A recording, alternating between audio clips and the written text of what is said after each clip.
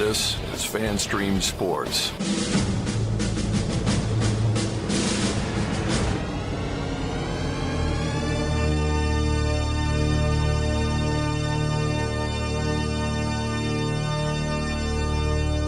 Can I please have your attention? And I need all of you to stop what you're doing and listen. The following program is recommended for mature individuals and may contain material unsuitable for morons, cretins, and dishwipes. If you are a moron, please turn off your radio, because we don't need any more stupid, narrow-minded, pencil-necked geeks who would know the First Amendment if it came up and bit them on the butt. Thank you. Yes! Here we go! I guess I want to take this opportunity to tell you a little bit about my pants.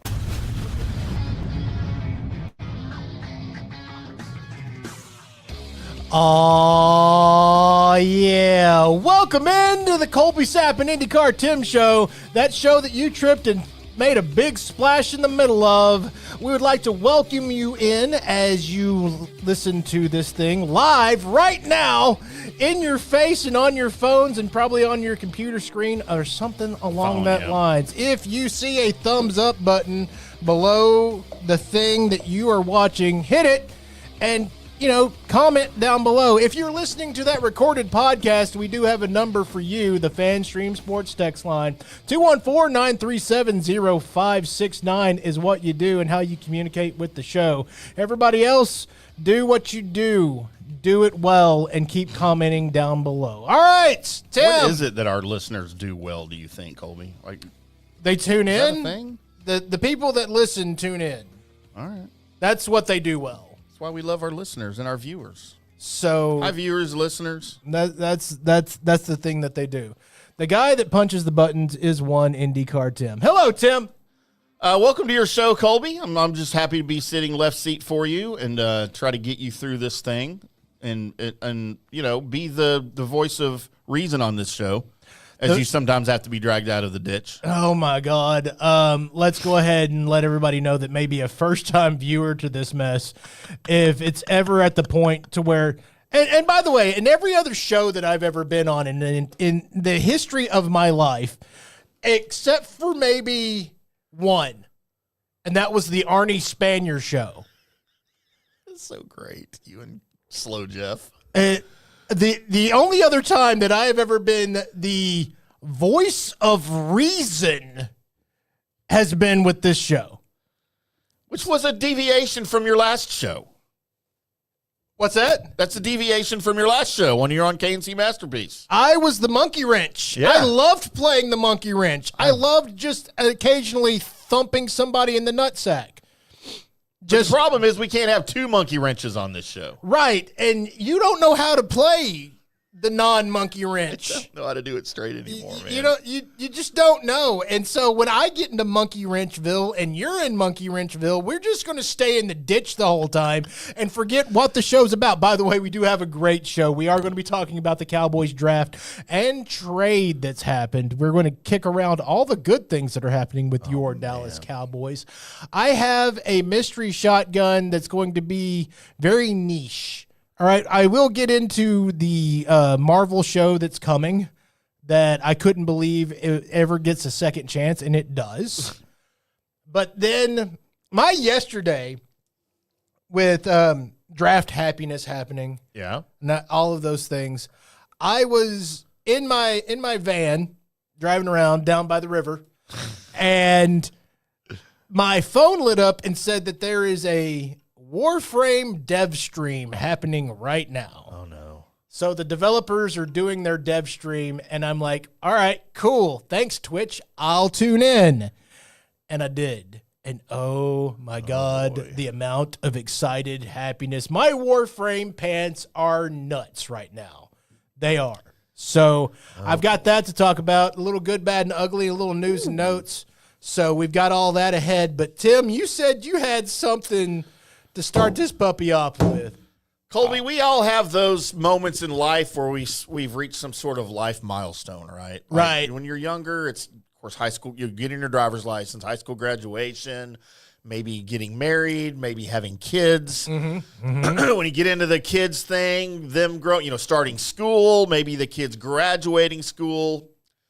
Well, I have a number of children, Right. who will remain countless because we really don't know the real answer to that. Okay.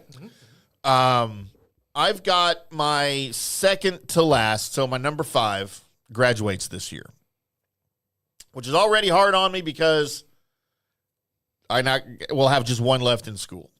Right? Parker's a freshman this year. However, at the same time that Eli is graduating high school, you know what he did today that I had to drive him to on my way to the studio? What did he do? Job interview.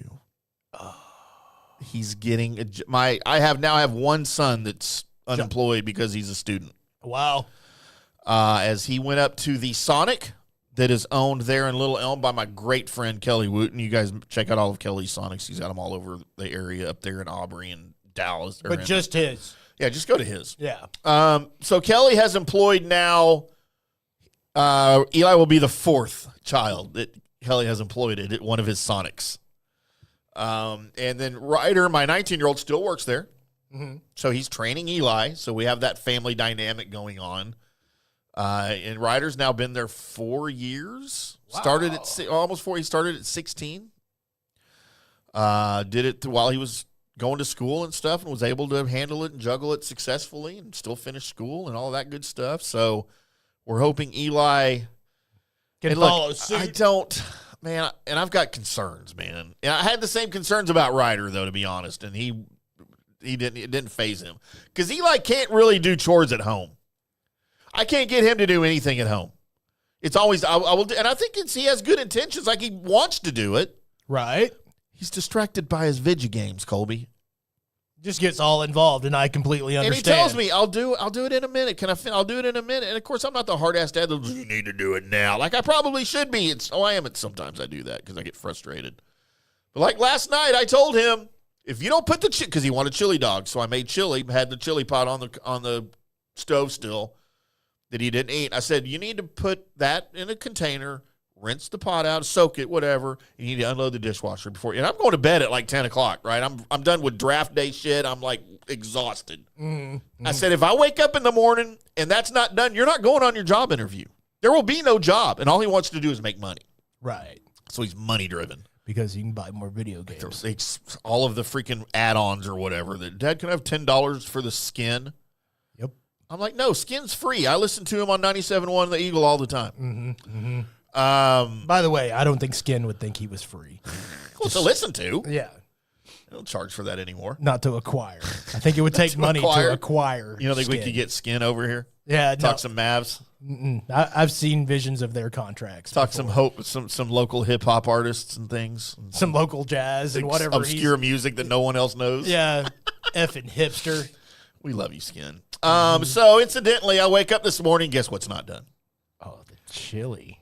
Chili was put away, but the chili-filled, dried-up pot is still sitting in the sink. No water, no soap. Uh-oh. Dishwasher's open. Racks are out, full of freaking dishes. Well, I'm not going to not let him go because I already made the appointment, right, with Kelly and the manager. So I'm not about to. So I just like, dude, I shouldn't be doing it. I put the fear of God into him. I told him at first, I said, we're not going. Just forget it. What did I say last night? You didn't do it? Oh, man, I fell asleep. I'm really tired. I was tired. I'm sorry, Dad. Gave me the whatever. I was like, go get in the shower. See how you feel when you get out.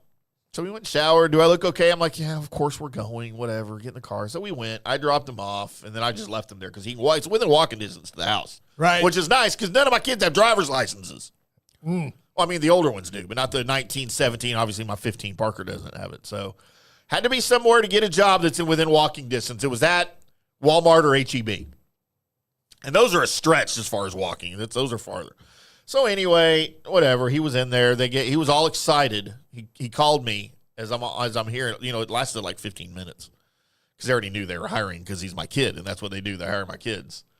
Dude, he called me so freaking excited. Like, he couldn't believe he got a free drink.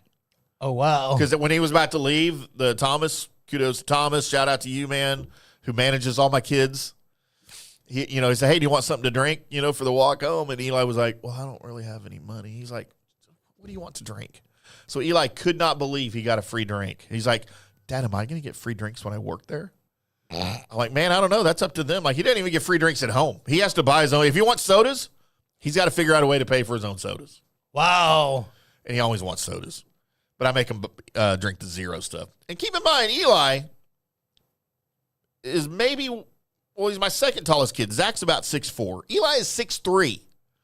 But Eli's also about 285 pounds at 6'3". Dude, all of my kids should play offensive lineman. But they just don't get football because it's not video games. Right. It's not on a screen. I'm like, well, it is on a screen. I'm watching it. But, yeah. Never had the interest in Eli's into, like, IndyCar like I am a little bit in F1. He likes to watch the races with me. But, dude, as far as sports goes, like, he doesn't get it. And I've tried. He loves to go see them live. Like, he loves to go to baseball games with me. And he loves to go to the Dallas Renegades games with me. Right. We've bonded over that. He loves that. But if it's on TV, he's like, I'd rather not. But anyway, I'm at that crossroads now of my life where my second to youngest child now has a job. And I'm not going to lie, Colby, it's a little bit of a struggle because I'm looking over there at Parker in the corner. 6'1" Parker, by the way. Right. Who got the same skinny DNA as Zach, who's 6'4", not even 200 pounds. And Eli's got the same frame. And it's what I had when I was a teenager. You know, I was tall and very, very lanky. And Parker's over there, 6'1", probably pushing 6'2" by now as a freaking freshman, just with skin and bones, right? Like, and I'm looking at him like, this is the last one. What happens? Do I just die automatically when all my kids get jobs? I will say this, Tim. No. I'm not going to just automatically die, but I'll probably die something else. Yeah. More than likely, probably something to do with what's in your cup right now is probably going to get I always thought I would go. It's noon on Saturday, dude. It's noon. It's 5 o'clock somewhere. Right. And the Atlantic Ocean. When I walked in, Tim looked at me. It's going to be a great show because I'm half in the bag. It's like, okay, cool. Colby, I was doing Jaeger shots earlier here at the studio. Shout out to the Jaeger machine in the green room in there. On the phone with a friend of mine who I haven't talked to in forever. And I was like, yeah, man, I'm about to do it because we used to do Tawaka shots all the time, but I don't have Tawaka. I only have Jaeger. And she was like, I'm not doing a shot with you. It's 11 o'clock in the morning. I said, I would have figured you'd have done like 10 by now. I know you.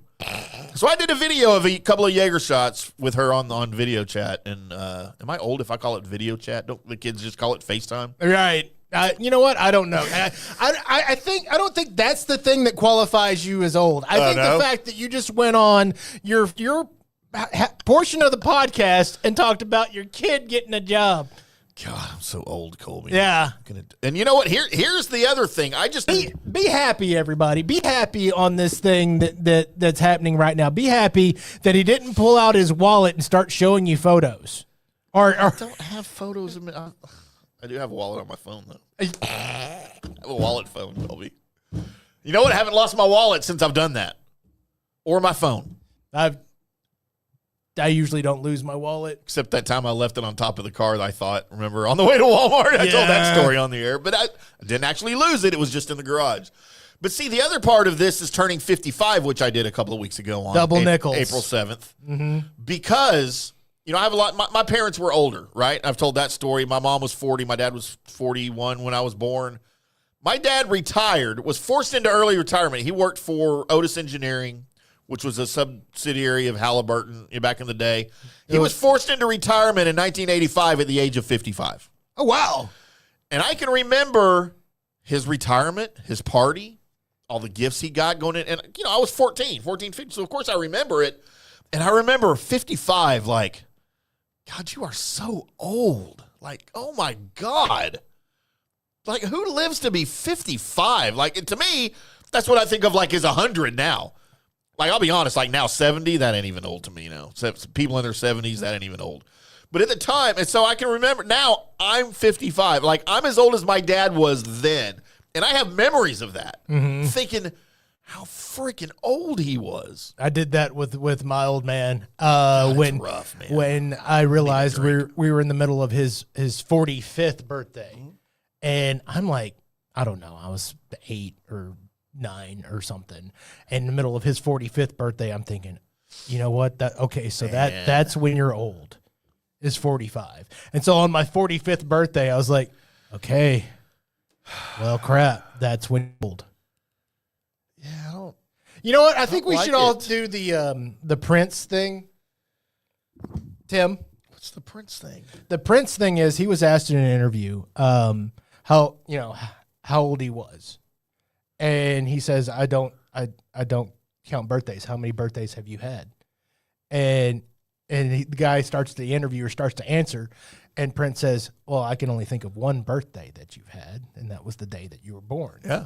And I don't count birthdays. For that reason, I wake up every day thinking I'm the same as I was, without any numbers put. And it made me think. Yeah, he's doing it right. Holy crap! Would we not feel as old as we are if we stopped counting? If there wasn't a number attached to it? Yeah. I mean, I feel like I would.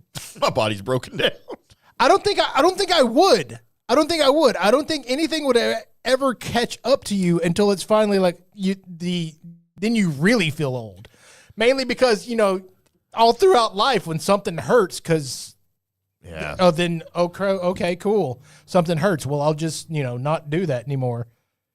So look, and I did that at 25 because I have an older brother that's 13 years older than me. And I remember when he turned 25 when I was like 12 thinking, God, a quarter of a century old. At 25 was old at 12. So I remember when I turned 25, I was going to stop having birthdays. It was when I was married to my first wife, who was a year older than me.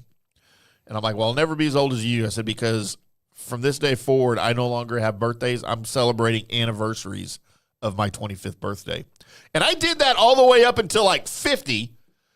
Because when you say I'm celebrating the 10th anniversary of my 25th birthday, it's still kind of cute, right? You're 35. It's, people still do the math. Right. Like, oh, that's kind of cool. That's cute. Even 40, like the 15th anniversary.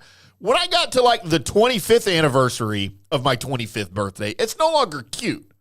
It wasn't cute to begin with, Tim. Well, some of the chicks liked it. That's no longer cute. And now I would have been the 30th anniversary of my 25th birthday. The first time you did this, when you said it was the first anniversary of my 25th birthday, when I turned 26. I think I would have punched you in the face. Well, it's a good thing we weren't hanging out. I think at that point, I would have just been like, yeah, no, you need, I'm going to dot both your I's. Either don't celebrate. You wouldn't have been the only one. Don't celebrate your birthday, but don't put qualifications on it that make people do math. I still do. I hate you. Colby, this is why I date women in their 20s. I hate you so much for a myriad of things, and you have just added to it. There's another reason why I hate you. Write it down in your book, Why I Hate Tim. Oh, my God. It's going to be a best-selling novel. It's going to have like 600 to 700 pages. Do you know how many people would buy that book? There's a lot. Because they all feel the same. There's a lot. Why I Hate IndyCarTim. So and what's funny? Well, never mind. I can't tell this on the air.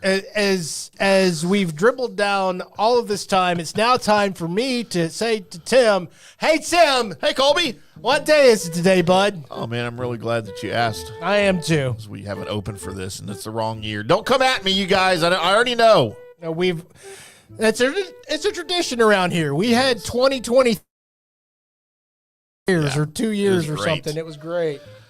Colby, we've got some very curious days today, and we have to roll through these because, good Lord, what are we doing? Do we really have to just roll through them? Colby, today is National Hug a Plumber Day. Okay, let me just tell you this.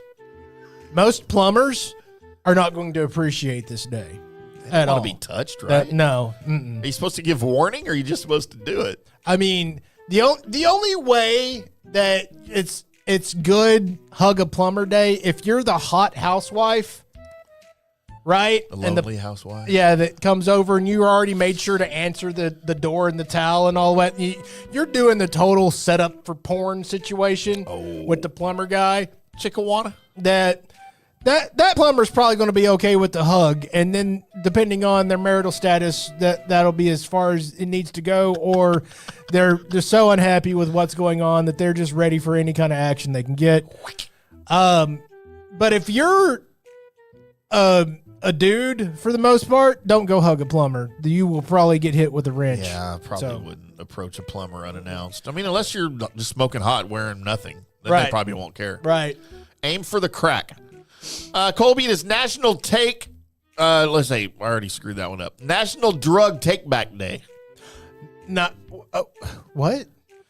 National Drug Take Back Day. I mean, I've heard of people taking drugs, but how can you take them back? I think you're supposed to return old prescription drugs because you're not supposed to take so you're them. not like crawling back to your plug and being like, yeah, here's that bag I bought from you the other day. No, I don't think that's... I mean, you can do that. I mean, your plug would appreciate it if it still had stuff in it. What, you're returning it? You get that on video. Oh, I mean, Short out of it. I can double sell this? That's great. Colby, it is World Malaria Day, so everybody go out and get yourself some malaria. Right. After you've taken back your drugs, Yeah. Go get malaria. After you've taken back your anti-malaria drugs, Right. go get malaria. Is there an anti-malaria? I guess there is, right? Speaking of taking back your drugs, you know there's going to come a time and a day when there is not a person that remembers having to wait in a parking lot for weed. Why? Because they'll be going to buy it at a store At the 7-Eleven? Yeah, it's like, oh, yeah, give me, I'll take this. At the Kroger's? Yeah, you're at Kroger's and you're looking through their produce section of weed. Hey, excuse me, where do you keep your weed? Oh, it's right next to the liquor. All right. Oh, is there cocaine there? No, that's on the other side by the aspirin. No. Now, see, that's the day I want. When you just go into the store and buy some cocaine. No, don't want it. Never. Keep your weed. Just bring me the cocaine and the beer. My Last- Miller Lite and cocaine. That's the night. That's a party, Colby. Wait, you know what? The last thing I need in life is for something to speed me up. Okay, that's the last thing in life that I need. Colby, it is Bob Wills Day. Are you familiar Why? with Bob Wills and the Texas Playboys? No. No? Old school country western singer from like the 40s and 50s. He gets his own day? He gets it, dude. He was a badass back in the because you enjoy that stuff from back in the day, right? A little bit, A little bit, yeah, I a would little urge you get on your Spotify and check out some Bob Wills, and that was the name of his band. Were the Texas Playboys. So Okay. Bob Wills and the Texas Playboys is one of my dad's favorites. I freaking grew up listening to those, and I didn't know that he had his own day until just now. Colby, it is East meets West Day. Never. Isn't that what we call the Mississippi River? Yeah. Let's all get together in St. Louis tonight for East meets West Day. Is it more along the lines of go eat some Chinese food or something or some Japanese food? Maybe is it? I'm taking this as just United States, Okay. not like around the globe. Because I've always thought it'd be cool to like take your popularized Chinese food items and make them like you would in a Mexican food restaurant. So like orange chicken, but Mexicanified. Yeah. I'd be into that. Yeah, I think it would be too. Not the orange chicken as much. It's my least favorite of the It's the offerings. only thing I eat. It's the least favorite of the I offerings. don't even think that's Chinese. Actually, I think that was invented in America. Somebody just, I spilt the orange marmalade on the chicken. If you walk into a Panda, they will tell you they invented orange chicken. Okay. But it was I think the founder was Chinese, but he invented orange chicken. That's what they tell I'm going to tell you this. I've walked into a Panda one time and I was not impressed. It's my favorite, man. I was not Love impressed. Panda. Colby, I know we're not on birthdays yet, but we have a day. Uh-oh. It's Eeyore's birthday today. Okay. That's, you know what? If they ever do like a whole movie about again, that's the part I want. You want to play Eeyore? I just want to be. You just want to talk like that? Yeah, it'll be the almost the same as Vin Diesel playing Groot, right? Where you're just like, You just say one thing the yeah, whole movie. yeah, I that's am it. Groot. Get some money off of that. That'd be Literally great. anybody could have played Groot. Why did they have to His overpay voice for him? Once you realize his voice totally matches now, and you can't hear any other voice except for his as You Groot. can digitize it and make it sound however you want. Right. Which is the reason why all the actors and actresses and movie people tried to strike, because here comes AI to do their job. Here comes computers. Colby, it is Hairstylist Appreciation Day. How are we going to celebrate that? I mean, I'm my hairstylist. I'm my beard stylist. Well, I mean, you also shave your head, so that's part of. I mean, Is that style? That is a style. A Oh. shaved head is a style. So right. you're your hairstylist, bud. I love that I have a hairstyle still. Mm-hmm. How about Independent Bookstore Day? As Pass. opposed to the conglomerate. Oh, dude, I love a freaking bookstore. I used to. That is a candy store for me. I used to love bookstores, but then, of course, the audiobook came into my life. And I have never one time ever listened to an audiobook. I'm not against it. I just have never done it. And now I have, when doing an audiobook, I now have no actual responsibilities. I take that back. I have listened to one, The Life and Times of Ty Cobb. On Spotify. I did listen to that. You just never have any. Now all you've got to do is just go to that mental place you do when you're reading the book and just stay there. Somebody else is doing all the work. It's great. I get it. Like I said, I'm not against it. I don't ever think of it. Colby, it is International Financial Independence Awareness Day. We have to be aware that there's people that are financially independent. Or maybe we have to be aware to admit that we're financially independent. I mean, no, we're not I'm not aware. financially independent. Yeah, I'm not aware that I am either. A guy that we owe a lot to in this business, Colby, it is International Marconi Day. Mm-hmm. We owe a lot. Thanks for inventing the podcast. And Kraft Marconi and cheese. I love Marconi and cheese. Actually, they call it cheese and Marconi now, I think. Okay. How about International Noise Awareness Day? Stupid. We're all aware of it, right? Officially on this list today, that is the stupidest of today's list. Really? We have to make people aware that noise exists? What, is this just for a specific segment of people that can't hear? Is that dumber than hug a plumber? Yes. Okay. Yes. All right. How about License Plate Day? I take everything back. I take everything back. You should have waited a minute. That I've just previously said on the days somebody made a day for the thing on the back of your car. You might want to wait because it might get worse, Colby. We have National Day of Puppetry. I'm down. You know what? That's better. That's better than License Plates Day. Thank you, Jim Henson. National Go Birding Day. We're supposed to go bird watching today, Colby. No. I mean, I just Google what the bird looks like, and I'm fine. National Kiss of Hope Day. Everybody's supposed to kiss a girl named Hope? I'll go. Oh, man. I knew the smoking hot. I knew a chick. Hey, fathead, keep your wife inside. Oh, is her name Hope? Yeah, people might be trying to kiss her. Colby, I knew twins named Hope and Heaven. Okay, first of all, after you met them, did you punch their parents in the face? No, I shook their father's hand and then I banged both of them. Not at the same time. Oh, it was a good day. I was a young man once, Colby. Wait. Please tell me you were the inventor of and twins. That'd be amazing. How about National Lingerie Day? That's a really good day. That's a really good day. I've told everybody that I'm with, even when they've gussied up and put on the lingerie and stuff. It's like, that's great. You know what would have been better if you weren't wearing anything. Yeah. I don't know. Sometimes I like the bikini and the lingerie, like the skimpy thing, better than just the raw naked. I don't. To look at. I don't. And then you can peel them off. See, your eyes. That's the thing. But most of the time, it was either our money pool or my money that went to buying the lingerie, and I'm just thinking, I don't get enough benefit from this because all I'm going to do is take it off of you. I just like looking at it, though. Sometimes I like wearing it. By the way, mark that. You ever worn lingerie, Colby? I have not. I mean, you're not going to. And every stupid bit I've ever done in my entire life. Do we need to put that on the wheel? At not one point in time have I ever wore lingerie. Do we need to put doing a show dressed in lingerie on the wheel of misfortune? Yeah, we're not doing that. I got some you can borrow. We would have negative viewers. We would literally have negative viewers. I mean, I might be wearing lingerie under what I'm We'd wearing get right banned now. from whatever we're on because a ball would fall out. Will you two ban us if we're wearing lingerie? Probably. I'd ban us if we Colby, it is National Mani-Pedi Day. You ever had a mani-pedi?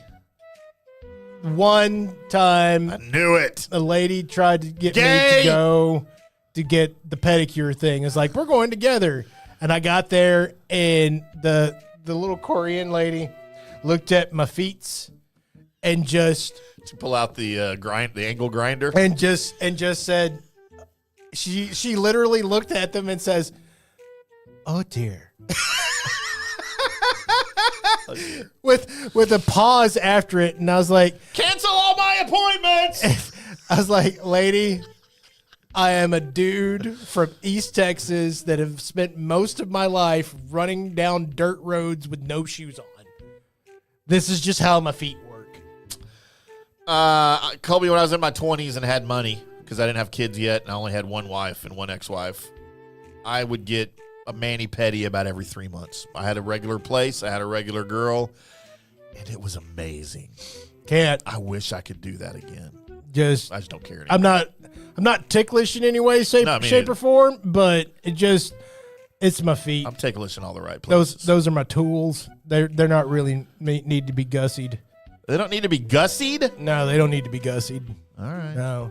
I've always liked men, but suddenly I was questioning myself. All right, JP. Colby, it is National Sense of Smell Day.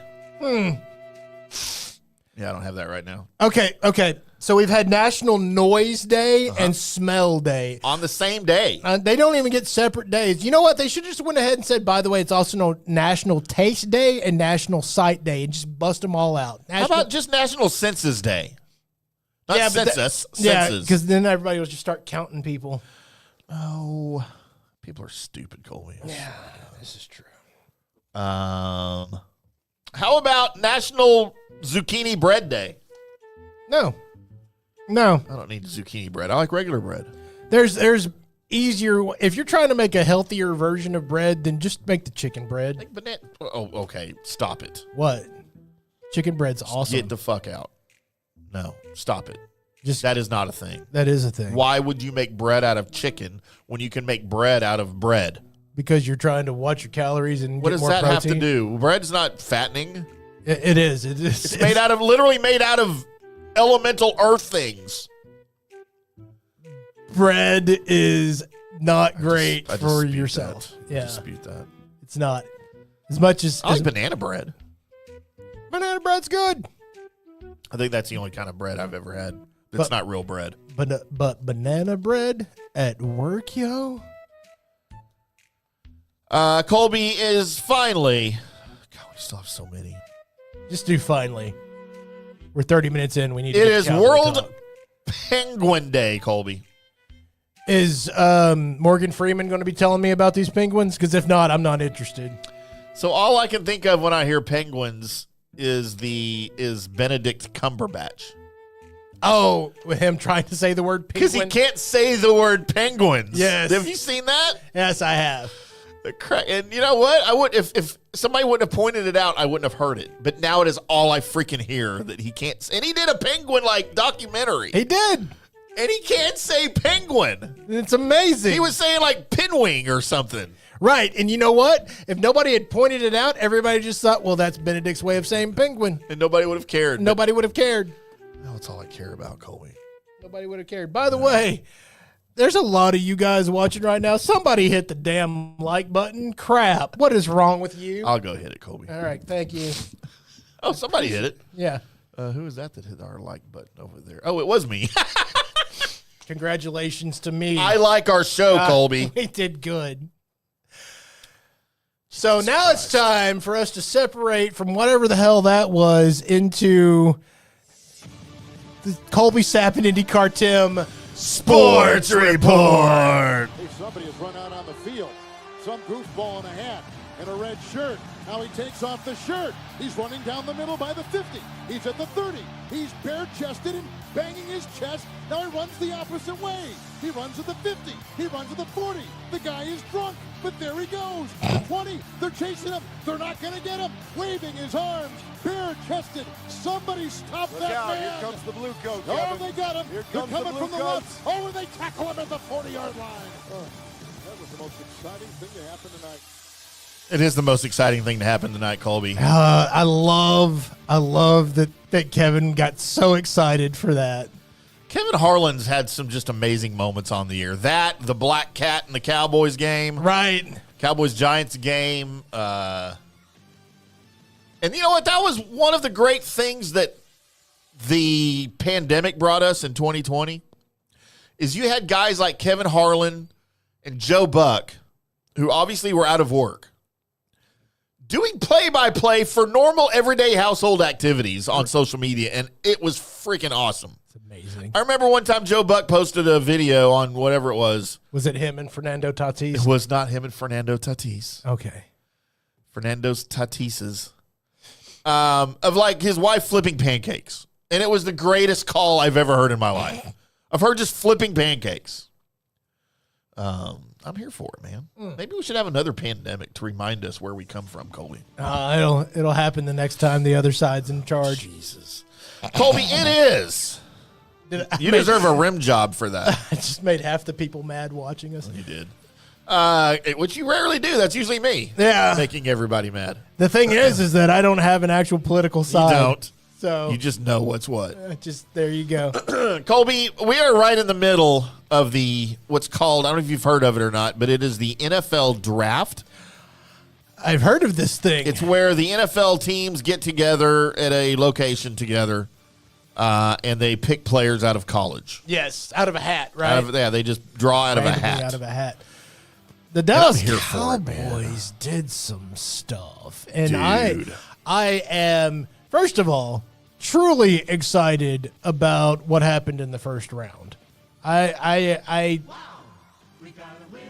love what they did. The trading back, the trading up, all of those things that happened. And we've got a guy in the first of our first round picks that Dream scenario, right? it is a dream scenario. We didn't think he'd be there at 12 There's not or 11 where we got him.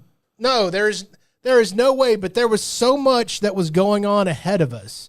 And have you seen the videos emerging of the Giants fan Yeah. where they think they know that they're about to get At downs? 10? Yeah. Yep. And then it doesn't happen. Yeah.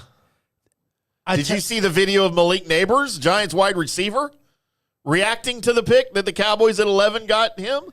Oh, he was pissed because he knows. Right. He knows. I have always been, and this is kind of what I wanted many years back when the Dallas Cowboys selected Roy Williams from Oklahoma. I wanted that guy to we always had Darren Woodson, right? And that was the guy that you didn't have to worry about. Now, he covered up so much on the backside of that defense and everywhere that Darren Woodson was at that his highlights of him playing wasn't as visual. He just did everything so good that there wasn't like you couldn't put together like an Ed Reed highlight reel or name him right out there. That, oh God, Steelers. Yeah. My brain can't think of Pert plus He told two friends, and they told two friends. run it. Steelers safety name. Troy Polamalu. Thank you. Good God Almighty! I was needing help, and you were just leaving me out here on a I raft. was trying to let you get there before I helped you, Colby. You don't like help. You know what? When I'm asking for help, then help me. Damn it! That's when you need it the least. Oh my God! So I've always really wanted that style of play to happen at the Dallas Cowboys, and this is probably our greatest chance at ever having that happen. Yeah. Of the ability of this guy to basically just, whether it's up in the box or, single high, deep safety, anywhere you want to put him, he's good to go. You can run him into the slot and have him cover somebody. He's everywhere on the field that you need him to be. I've seen enough people before this draft pick was made talking about that this might be the actual best player in the draft, in this NFL draft, is this guy right here, and you got him where you got him at, and that is a reason to celebrate. And because he wasn't supposed to be there. No, he wasn't. Look, there were 3 Ohio State players we knew were going to go in the first round. Carnell Tate, Sonny Styles, and Caleb Downs, right? Right. They weren't supposed to go in the order that they went. Carnell Tate went first of the 3. Which was weird. Which was weird, right? It was supposed to go Caleb, and then Sonny, and then Carnell. Like, that was what everybody assumed, right? It was the opposite.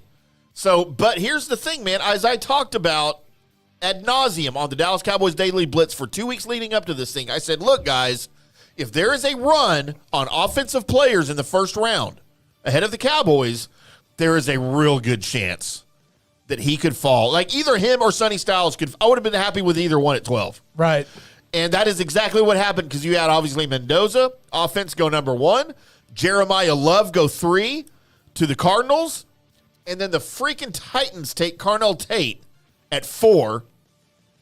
And then you had Jordan Tyson go to the Saints at 8. And then you had 2 offensive tackles to the Browns and the Giants at 9 and 10.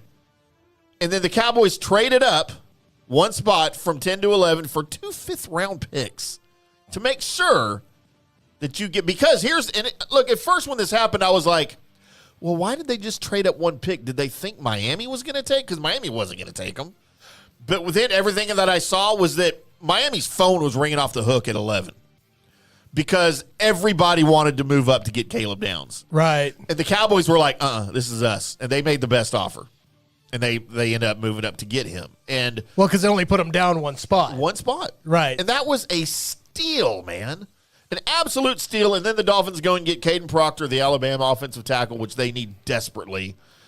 Man, things just worked out. And I'll tell you this. If Caleb Downs would not have been there at 12, they'd have gotten Reuben Bang Jr. And I would have been happy with that. Instead, he goes 15 to the Buccaneers, who are freaking ecstatic because that is their guy.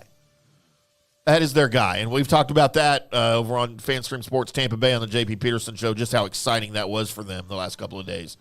But, man, and then Dallas is able, instead of picking at 20, to not just still get their guy at 23, but add more draft capital. Yes. For these later rounds. And you get Mekhi Lawrence, the edge rusher from UCF, who I watched a ton of because I cover the Big 12. And the Cowboys defensive staff has a guy from UCF that's on there that knew exactly what they were getting when they get it.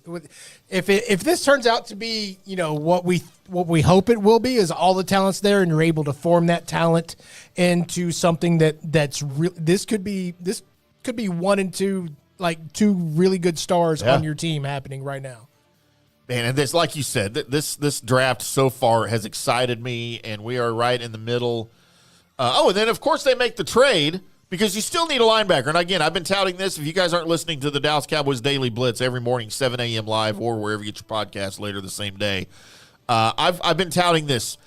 The biggest, I thought, position of need was linebacker. Right. But I also thought you can't just go rely on a rookie. You can't just go get you a linebacker in the draft and think that's your green dot guy and he's going to fix everything, because I think you need experience and you need a veteran. And, of course, we've been touting all of the trades. Alex Highsmith from Pittsburgh, I thought the Cowboys could have a chance to get because they're ready to kind of move on. They got T.J. Watt and Nick Herbig. They're not going to go from either one of them. But instead, they make the trade with San Francisco for D. Winters. Which ended up with like 112 tackles last year. Oh, my gosh. Now, I did see, and there was a few San Francisco 49ers fans that had this comment that they made underneath the trade. And it almost made me jump through my damn phone. And the reason why is because they said, well, after Fred Warner went down, the defense wasn't as good, and he didn't look as good as what he did with. Are you telling me that if you're able to play with Fred Warner, that once he goes down, all of a sudden it feels like something's missing? Of course it does. Duh. Holy crap. The level of dumbness that takes is not too low level of dumbness, but it's pretty dumb that a defense doesn't look as good without Fred Warner as it did with Fred Warner. Colby, he was a 6th-round pick out of TCU in 2023. He is coming off his best season in the NFL. And by the way, he has played at least 15 games in every year he's been.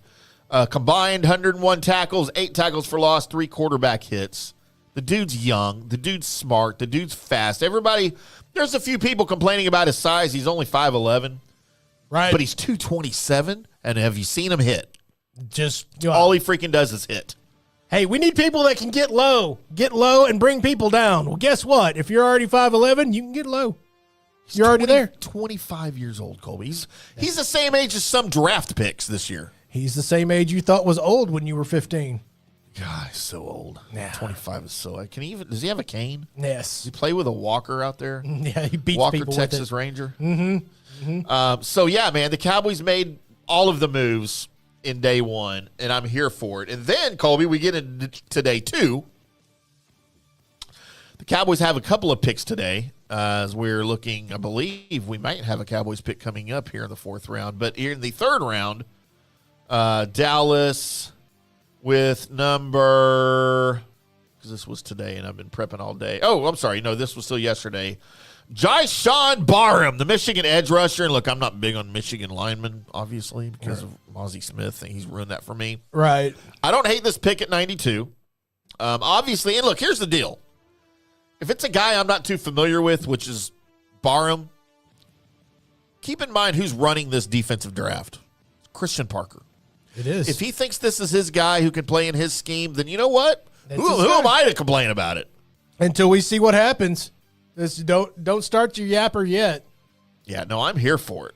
And then finally, Colby, in the fourth round, which was today, of course, interestingly, with the first pick of the fourth round at 101 overall, the Tennessee corner Jermod McCoy finally goes with all of those injury concerns. And at first, I wanted Dallas to grab him, and I wanted them to grab him high, but then you kept hearing more about the medicals, that he might not be ready, and he might not be ready for a minute. I think at 101 to the Raiders is probably right about where he needed to go. I know that pick's not going to work out because his name's not Max, and he went to the Raiders. Yeah, that's how I know that's not going to work. The Cowboys grab at number 112 overall, Drew Shelton, offensive tackle from Penn State. Not big on Penn State guys, but I do remember watching this guy in the Big Ten, and he played pretty well. Now, we've had a recent run of Penn State guys being okay for us. So we have two picks later at 114, cornerback Devin Moore, Colby, and both of us were huge on Devin Moore out of Florida. I really loved this pick. As soon as you said we got Devin Moore, I was like, whoa, wait, really? Because his style of play and what he did, I mean, yes, were they great down there in Florida? No, they weren't. Well, that's coaching. But every time I watched, Devin Moore jumped off the screen. So I'm excited. And again, Christian Parker's making these defensive calls. So if Christian Parker's in on him, guess what, Colby? We're in. So am I. And this is perfect timing on a live show on our Cowboys segment, as I got a TCU horn frog in my throat. Because Cowboys are on the clock right now, Colby. Whoop, whoop. And the pick is in at number 137 in the fourth round overall. Of course, your biggest needs, I believe, still here are linebacker, cornerback, defensive line, and offensive line. So we will see here eventually, unless I have some intel that I might have on a text thread. You probably do have some intel on a text thread. As I was getting some intel last night or Thursday night, ahead of picks here. I'm really kind of hoping for just a good offensive lineman from a known school that, maybe a guard or something like that. That's able to, kind of play most positions on the line if you need them. Move them around a little bit. A little swing lineman action. I would love for that to be here right now. And that because we've seen what happens with this offensive line down, and it's been every single time because they lose the flow, they lose everything. If you have somebody that you trust coming in, that would be amazing. So give me that. Give me that for this pick. The Cowboys, of course, in the middle of their drought, have not reached the NFC Championship game since the 1995 season. Colby, best players available according to Yahoo, which is Nate Tice and Charles. I love Nate, son of Mike Tice, by the way. If you didn't know that, Nate Tice is. Watch out, he'll bite your ear off. He will bite your ear off. Charles McDonald also. Garrett Nussmeier at quarterback.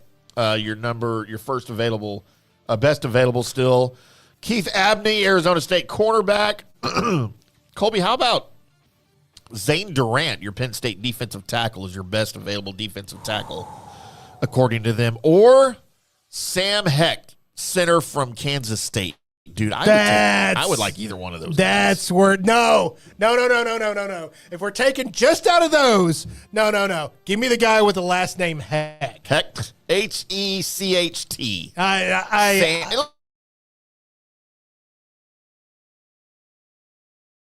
Make really good. You know what? I'm a name guy. I've always been a name guy. Are. Thanks, Norm. Thanks, Norm, for the name game. The name game. Grab a fajita. Colby, before we get to the pick here, we did have some controversy in the first round of the NFL draft. I'm not sure if you were aware of this. Mm-hmm. And it had to do with the Steelers picking Mekhi Lemon at the Eagles picking Mekhi Lemon at number 20 overall. I'm going to go ahead and say this. Every time somebody's named Mekhi, Eminem fires off in the back of my head that Mekhi Phifer. He's no Mekhi Phifer. Ain't no Mekhi Phifer.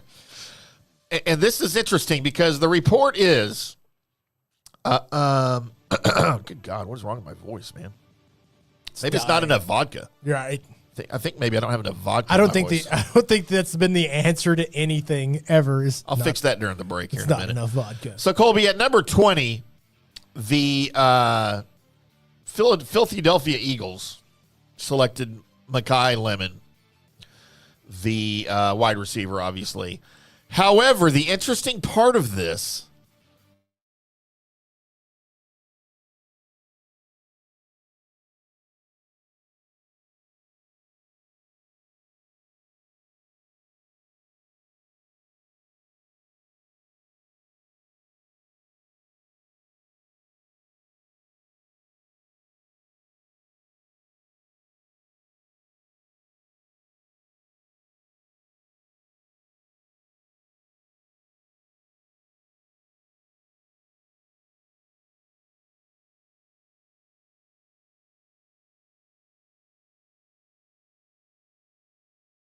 is perfect timing.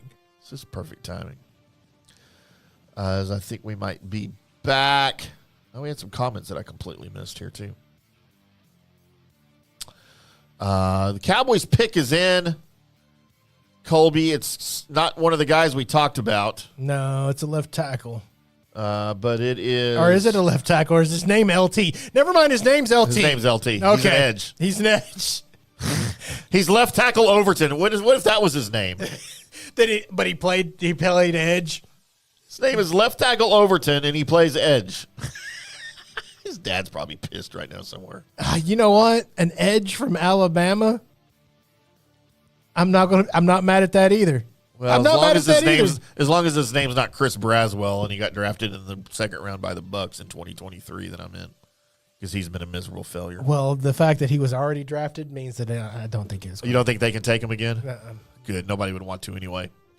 So LT Overton, your 137th player drafted by the Dallas Cowboys. He is your fourth round pick. He is an edge out of Alabama, and I'm here for it.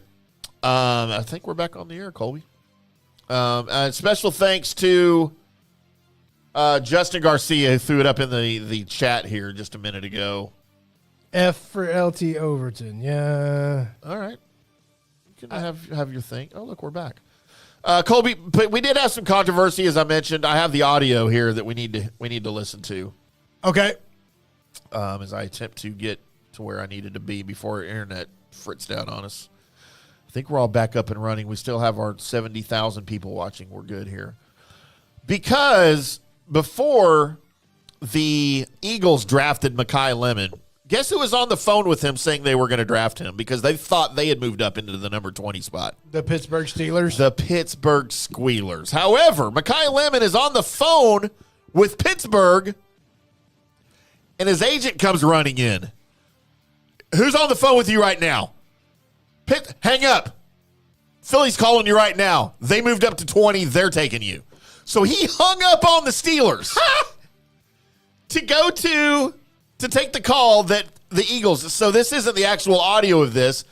This is our buddy Nick Harris with the Fort Worth Star-Telegram, Colby, as he was telling this story to our friends at the Haymaker Network. because this was really, really funny. Oh, that was the wrong one. That's still That Kevin was Harlan. funny too, wasn't it? Yeah.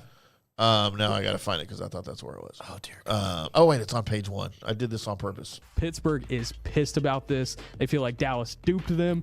They, especially with the draft being in Pittsburgh. Remember, Dallas had they the number felt 20. Embarrassed on a national stage. So there was a wild development that happened in the war room, not only in Dallas last night, but also in Pittsburgh and in Philadelphia. So the Cowboys are sitting there on the clock at pick 20.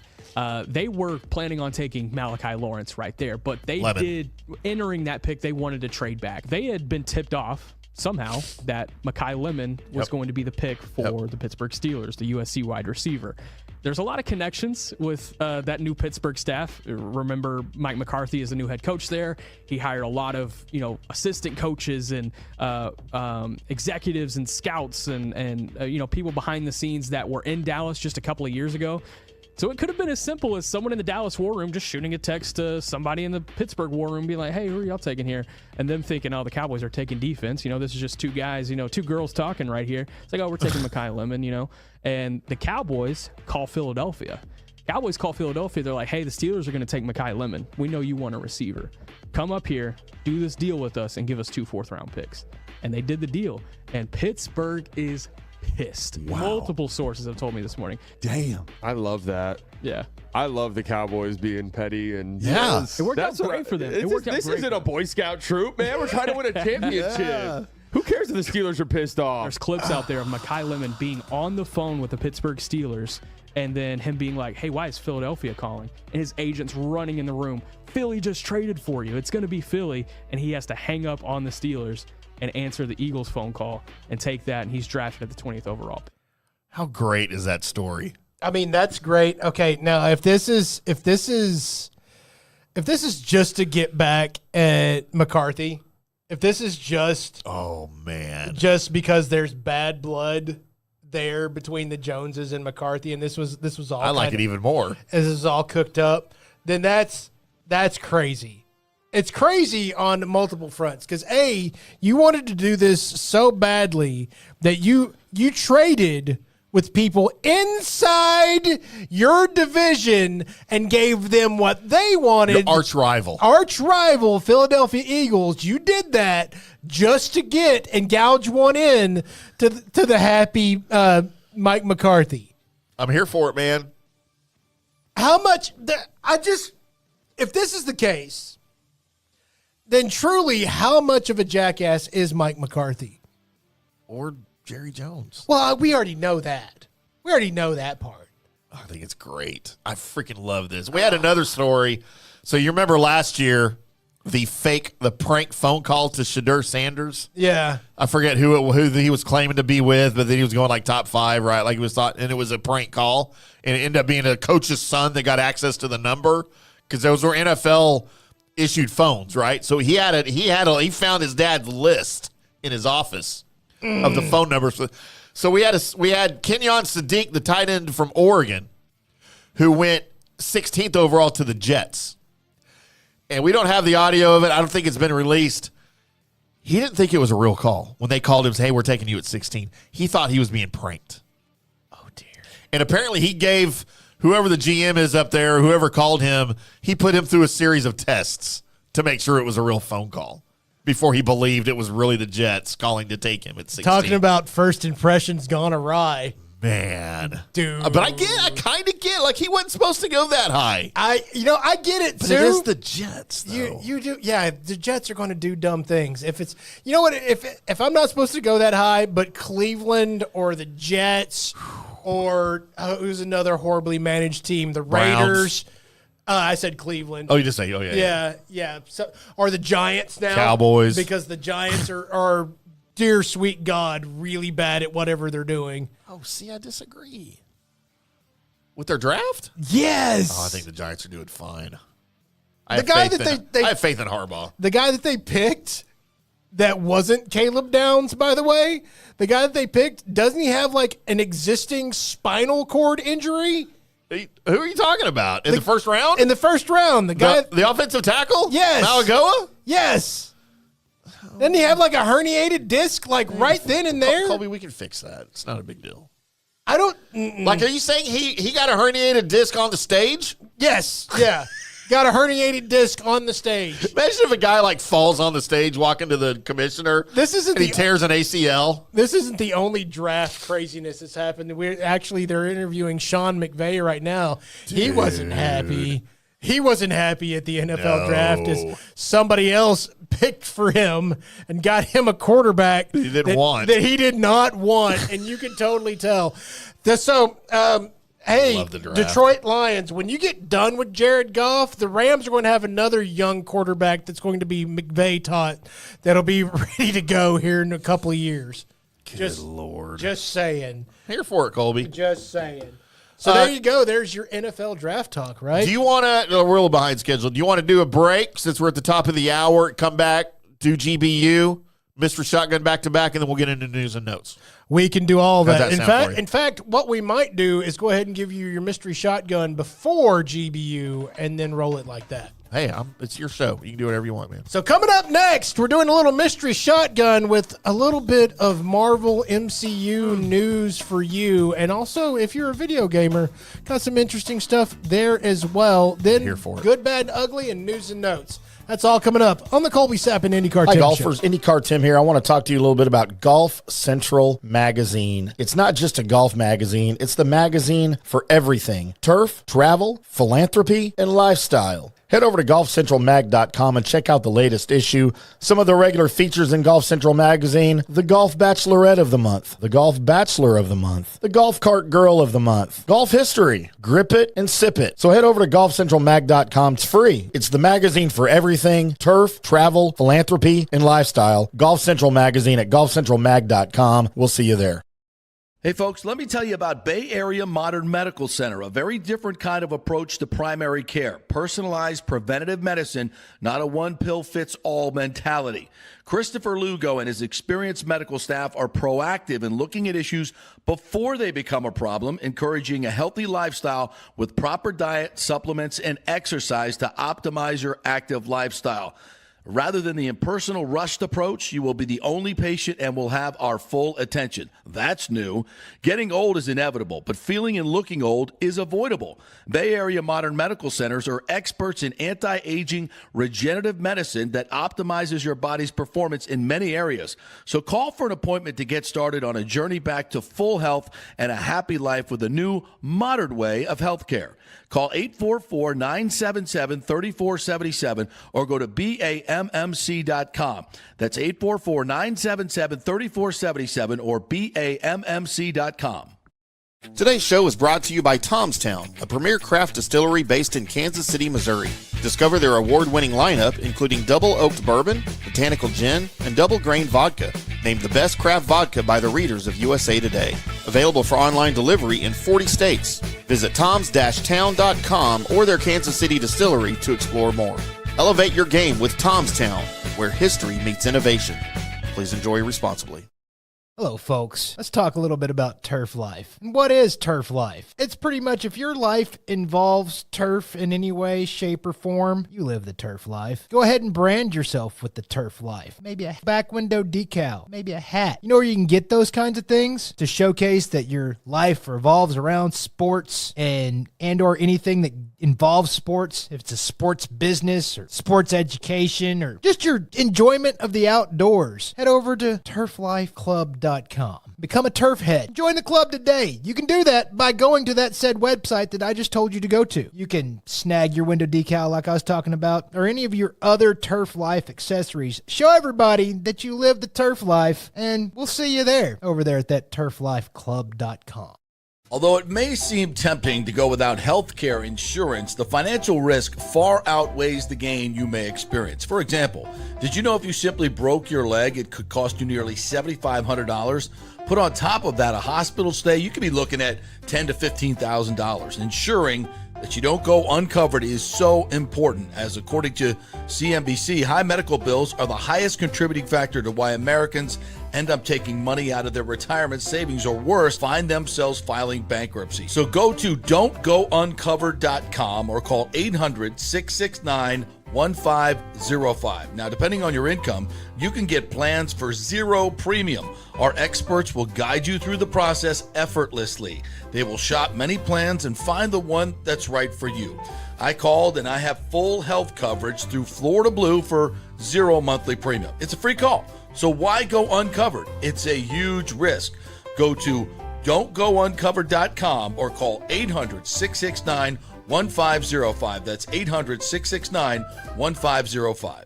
Orion Golf Management Solutions. Orion Management Solutions has tailored its service packages just like it tailors its approach to customers. Some owners need more supervision, while others need periodic assessment of their short-term and long-term strategies and programs. Orion can be called in to develop a business plan with the existing staff, or we can assist with the daily management of a facility or event. Either way, we make sure the client is satisfied and understands the direction the facility needs to go in order to achieve the owner's goals. Orion Management Solutions can help with owner assistance service solutions, daily course management, business plan development, monthly operations, or as-needed consulting services. Whatever your need, Orion Golf Management Solutions can help. Check out oriongolf.com. Let's go! Right now. Back to the show on FanStream Sports. Welcome back to the Colby Sapp IndyCarTim Show. It's Saturday. Colby Sapp IndyCarTim Show in our new time slot. Colby, Saturdays at noon Central, 1 o'clock Eastern. Get it. We are going live in Dallas, Columbus, Ohio, the Carolinas, and all of our good buddies at Tampa, in Tampa Bay, of course, that know me from the J.P. Peterson Show. Colby, we had one of our buddies from Tampa Aviation 1436, who's actually a Plano resident, who watches me on the J.P. Peterson Show. Earlier today on the show, when we first started, we didn't get his comment in here. He said he wanted to talk hockey. He had Stars by 4. I don't know what that means, Aviation. They're going to win by 4 goals. On the today, yeah, because we do have game 4 of Stars Wild after our show today. Maybe he had Stars in 4 to win the series. Well, which we can't do that because they're up 2-1 right now in the. So we're falling behind schedule. I mean, we are for what he said. There's no question. But look, I love your enthusiasm. But maybe he said they're going to win by 4 goals tonight. Maybe so. I'm here for it. Love when it's my team playing. I love the non-Alka-Seltzer game. Yeah, and by the way, you know how I feel about my Montreal Canadiens, Les Habitants de Montreal, who are playing who in the first round? Tampa Bay Lightning. Mm-hmm. So it's funny on the J.P. Peterson Show in Tampa. Sometimes I'll have the Canadiens hat on. Sometimes I'll have my Lightning hat on. I'm just screwing with the entire fan base over there. It's so great, which I'm prone to do. You know that I like to screw with fan bases. Right, the whole fan base, especially if it's the chick behind the bar. Oh, I will screw with the chick behind the bar occasionally, Colby. Yeah. We need to remind everybody, not even remind everybody because we haven't told you yet. Next Saturday's show, we will do a huge post-draft show for the Cowboys, and we will have none other than Zach Wolchuk. The Woolly Bully? The Woolly Bully from 105.3 The Fan, G-Bag Nation, 2 to 7 weekdays at 105.3 The Fan on the G-Bag Nation. Also, your pre- and post-game show host on the Dallas Cowboys Radio Network alongside that Brian Broaddus. And also one of the hosts, I don't know, he's got like 5 Cowboys podcasts that he does. Well, you know, because it's the Woolly Bully. Colby, I got him drunk Thursday at Pluckers and made him promise to come on the show with us. So he'll be on StreamYard with us via video. I congratulate you on that, Get. I mean, probably would have just taken me going, hey, you want to do some things on the... Well, me too, but, you know, it was more fun the hard way. Right. By the way, speaking of Wolchuk, you know, Broaddus on their show that they do, their live draft show they do from the Star, requires his compatriots to wear ties because they're video too over there. Right. So Woolly Bully, he had to borrow a tie from Broaddus. It was a very Louisiana tie with had NFL teams and, you know, whatever. Zach doesn't know how to tie a tie. Uh-oh. And apparently it was a kid's tie. It's like one of Bennett's ties from when he was little. So Zach's a big dude. He is a big dude. And the whole show that he was there, he's got the tie around his neck, but it's not tied, right? And he's got the jacket and the dress shirt on. So as they're about to leave to go to the Star to do their draft coverage for the Fan, Zach's like I see him over there talking to Broaddus. He's like, I can't. And Broaddus, by the way, is wearing a bow tie, and he ties the bow tie which I've never been able to do as an adult.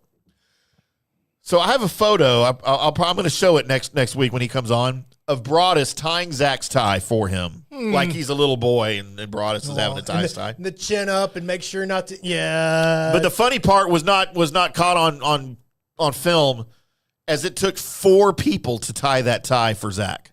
As we had a couple of people in the crowd that offered and tried, couldn't do it. Zach tried. I think Chiafalo tried. Nobody could get it tied. And finally, Broadus was like, just come here. And he did he put it on himself. Right. And then he put it on him, and then he did whatever. But it was a little tie. So there's like this much of the bottom part showing. It was a great live show that wasn't on the air. It was great. And I've got some photos. We're going to present Wolchuk with that next week right here on the Colby Sapp IndyCarTim Show, is recap the Dallas Cowboys full draft, what it means for the offseason. Probably talk to him a little bit about some George Pickens talk. Now that he has signed his exclusive tag. What's it called? Franchise tag? Franchise tag. I kept wanting to say Tinder, but that's a dating site. Right. That I'm not on, by the way, so don't look for me. But anyway, yeah, big thing for us next week to have Zach on. And also Gavin Dawson has said he wants to come on and promote his Cowboys show and talk some Cowboys with us maybe the week after that. Let's do it. We got all of it, man, right here. Let's do it. But right now, as we produce on the air, Colby's got all of the stuff you need to know heading into this. Oh, yeah. Welcome into Colby Sapp's Mystery Shotgun. I am your host, Colby Sapp, along with Pod Racer Tim. So the world of the MCU, which has been taking some punches from the world of entertainment and trying to get back to the big, huge conglomerate thing that it is. And it's been a little bit of a struggle, but they've found some they have found some things that make things work with that MCU on Disney Plus, with the addition of the Netflix's Daredevil crew. And by doing so, it really kind of re-sparked some interest through numbers and getting numbers into basically not a dying group, but not doing as well as what they wanted to do. And by bringing back in the Daredevil and bringing back in Paige and bringing back, they just brought everybody, Luke Cage, and they've really kind of jump-started that thing. But one thing out of this that I didn't think I would ever see was one guy getting another shot. And that one guy being Finn Jones.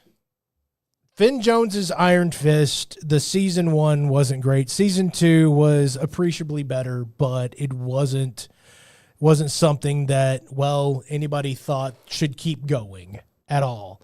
And Finn Jones is getting another shot, not only with the Defenders, that is kind of getting a reboot with Daredevil and such, but there is talks, and in development right now is an Iron Fist show for Disney Plus.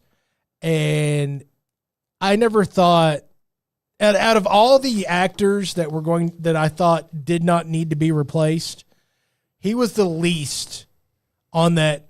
You could replace that guy. You could replace Finn Jones's Iron Fist for somebody else. And it was mainly because during the first season of Iron Fist, I didn't think that Finn Jones actually knew a lick of martial arts.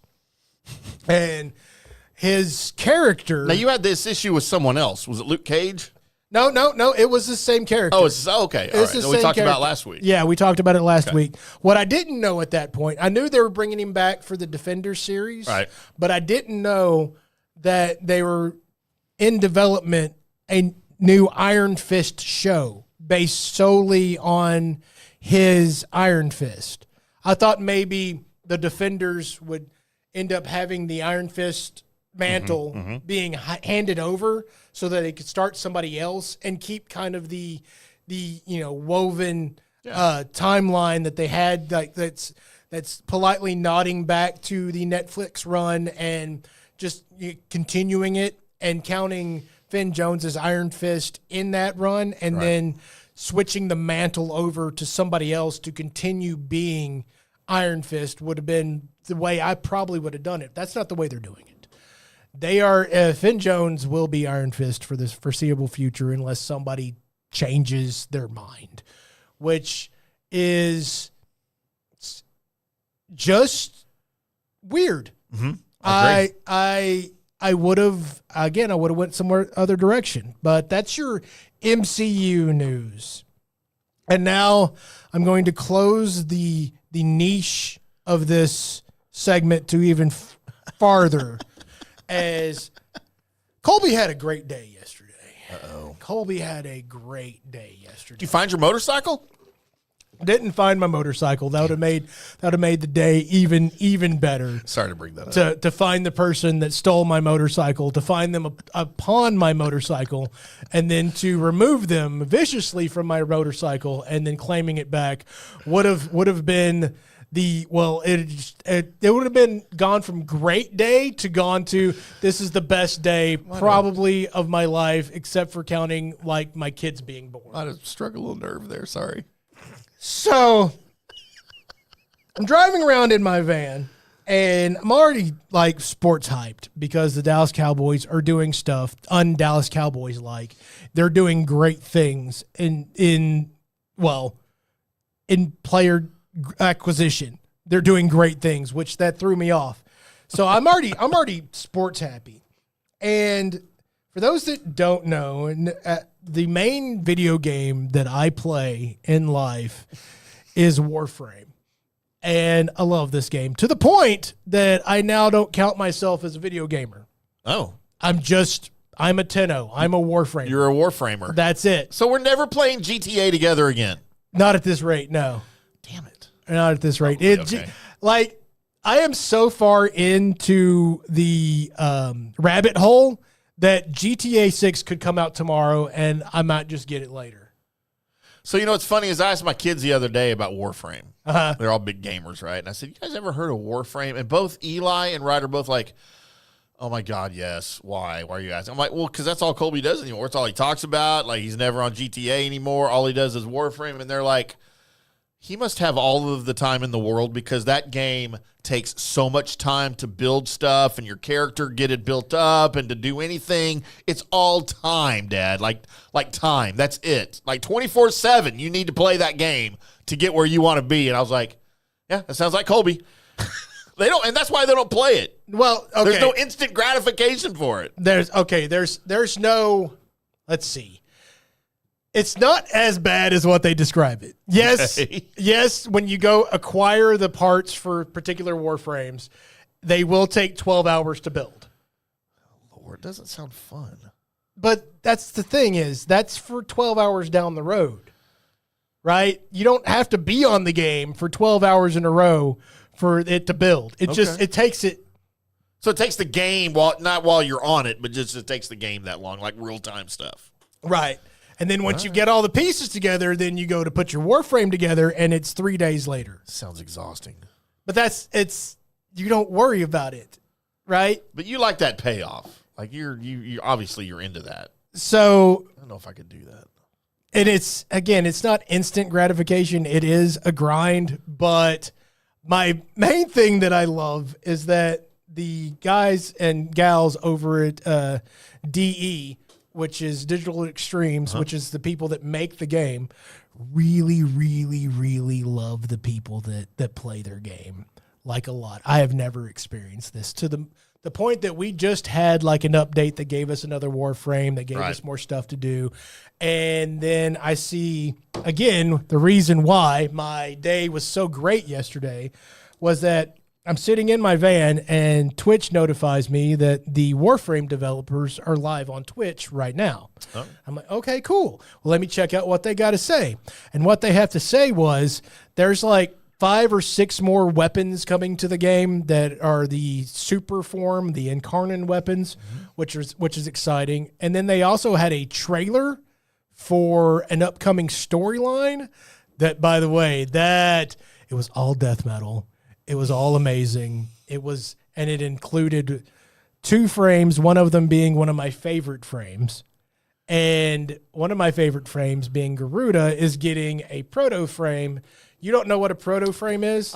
It's like you're speaking a different language. Let me explain. Right now. I have no idea what you're talking about. So the Warframes, the actual robots that are in the game. Is that what a Warframe is? I never knew what a Warframe was. Okay, so a Warframe, I'm about to explain to you what a Warframe is. Okay. So there's this group of people that had to fight these evil bad guys, but they were evil people. And so their way of fighting them is they went and found these people that had like abilities. Okay. Right? Like superpowers. And then they just removed their souls and made them into Warframes. Huh. So that they could control these powered people to go fight the evil things that were coming in to destroy everything. Is basically what happens. All right, I got you. Right? Who comes up with these things? Somebody doing a lot of drugs probably started this idea. Right. Start a video game, Colby. Right. So, I mean, we'd have to do a lot of drugs. Okay. Are you ready for that? As long as we can do it here at the studio, I'm good. So, at any rate, that's what a Warframe is. A proto frame is now where you get a backstory for your favorite Warframe, like what kind of person it was, what happened to them, how they ended up becoming a Warframe. So the proto frames give you a whole lot of story that some people need, some people don't in this game. Some people just don't even care about the lore. They just want to give me stuff. And some people really like the lore. I am one of those that really likes the lore that's in this game. By the way, trying to explain the whole storyline of Warframe to somebody would be the equivalent of trying to referee a boxing match between conjoined twins. It's kind of impossible. Oh, I got an image in my head now. But it'll be entertaining. That's my description of trying to describe the storyline of Warframe. But so what we got is we got the incarnate weapons, we got 2 new proto frames, and then we also got to finally look at, you can probably look this up on your computer if you've got a second. Well, I'm doing our show. Of course I have a second. Okay. I was just typing AI. I just told ChatGPT to render an image of 2 conjoined twins boxing because now that's all I have in my head. I'll let you know what happens. I'm typing it in, making sure it'll pop up. Okay, that's what she said. So, yeah, there's a character that just uses guns. It's a Warframe, and she's getting a new skin. Ooh. So type in Mesa new skin. How do you spell Mesa? M-E-S-A. Okay, new skin. It is probably be the second. This the red image is the one you're looking for. Okay.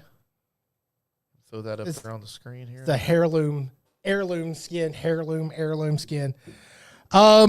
This particular they've started this for a while to where every heirloom skin that they put out is pretty much, even though they're Warframes, they're less clothed, and they keep getting more or less clothed. Like my first heirloom skin I got for Valkyrie is there's no butt. There's nothing. Is that the one you were looking for? Yeah, it's just chaps.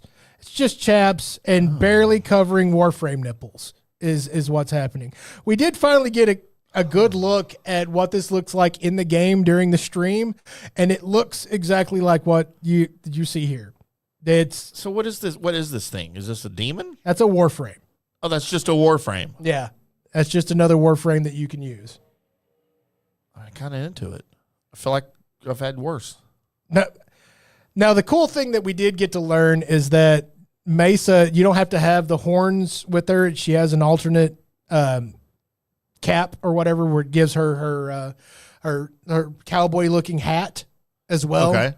So that's pretty dope. So we got that. Who's the chick from Thor's sister? Helena, yeah, with the horn, the bad chick from that one from when they destroyed. Yeah, it kind of reminds me of that.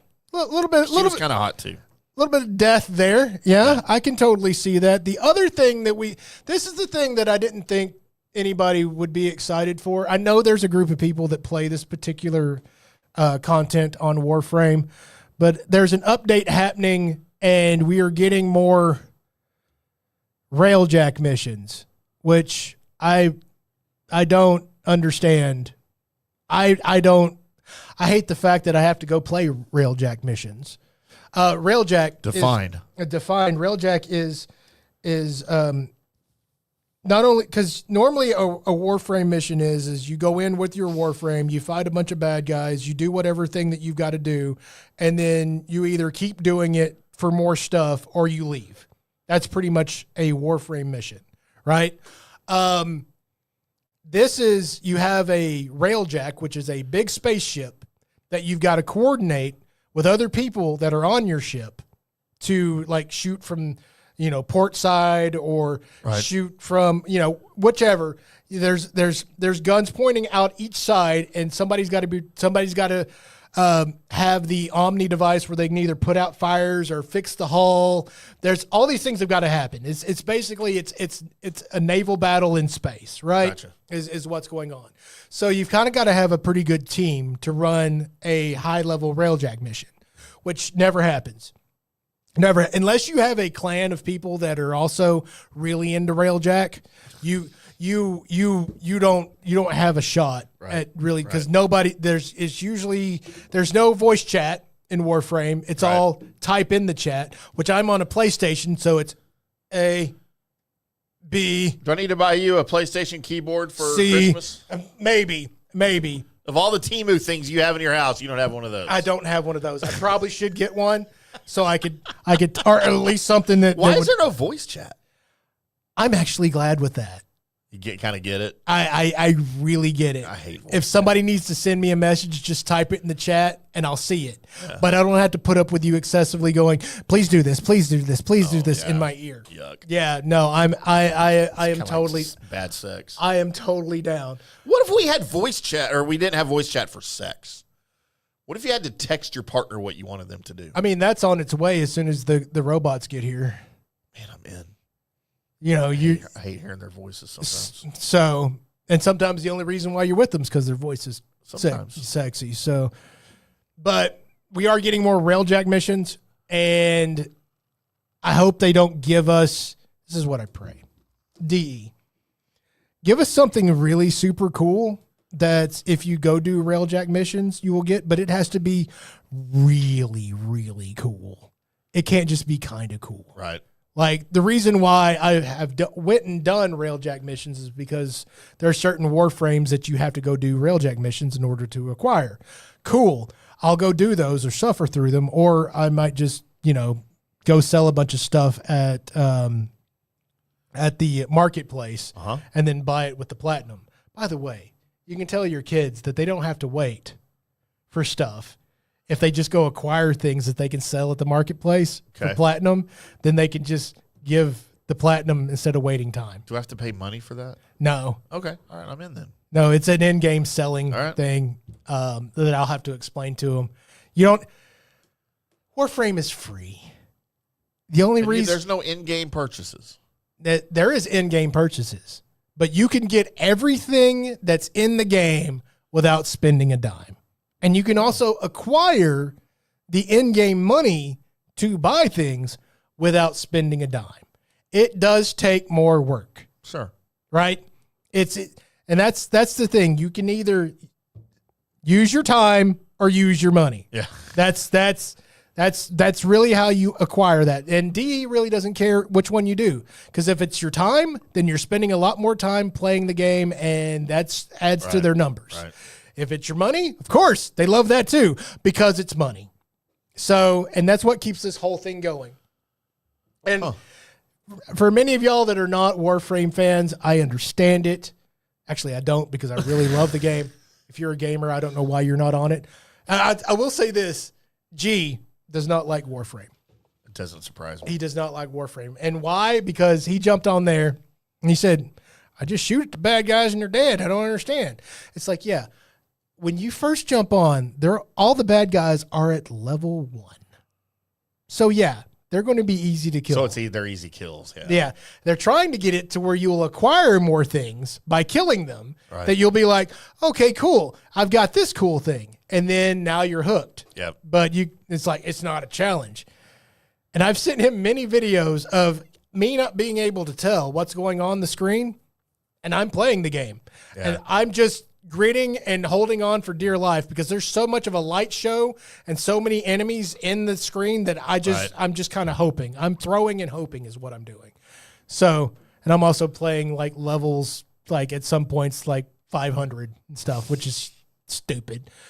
But thank you, Digital Extremes. Thank you guys for continuing to love the game and showing all other gaming people and devs, this is how you treat your players. So not like Rockstar. Rockstar does okay. Gearbox. Oh, they're the ones you don't like. You suck. You suck. And should hand over the things that you have to another development company that will actually care about their players. F you, and F you. Peace out. You guys do not care about, you've already got their money and you don't care about delivering anything to your players. And that's the reason why everybody, or most of the people left playing your games. Hate you, Gearbox. So get a better name too. Gearbox. Throw up. So there you go. That's the first time I've ever attacked a gaming company on this show. It's not. All right. So there you are. There is Colby Sapp's Mystery Shotgun, everybody.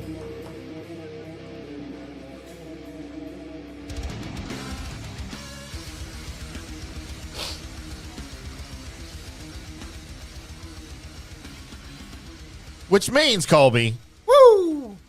As we juggle the run sheet. Juggling. How many times have we said juggle the run sheet? Usually we don't even have a run sheet. I always have a run sheet. I just have to write it down. Here's my run sheet, boys and girls. The only time we ever actually have juggled the run sheet is because you misfired on what segment was supposed to go there. Internets. That's probably true. I don't need a run sheet because I don't know anything. Remember stuff. Just go based on what I'm doing over here.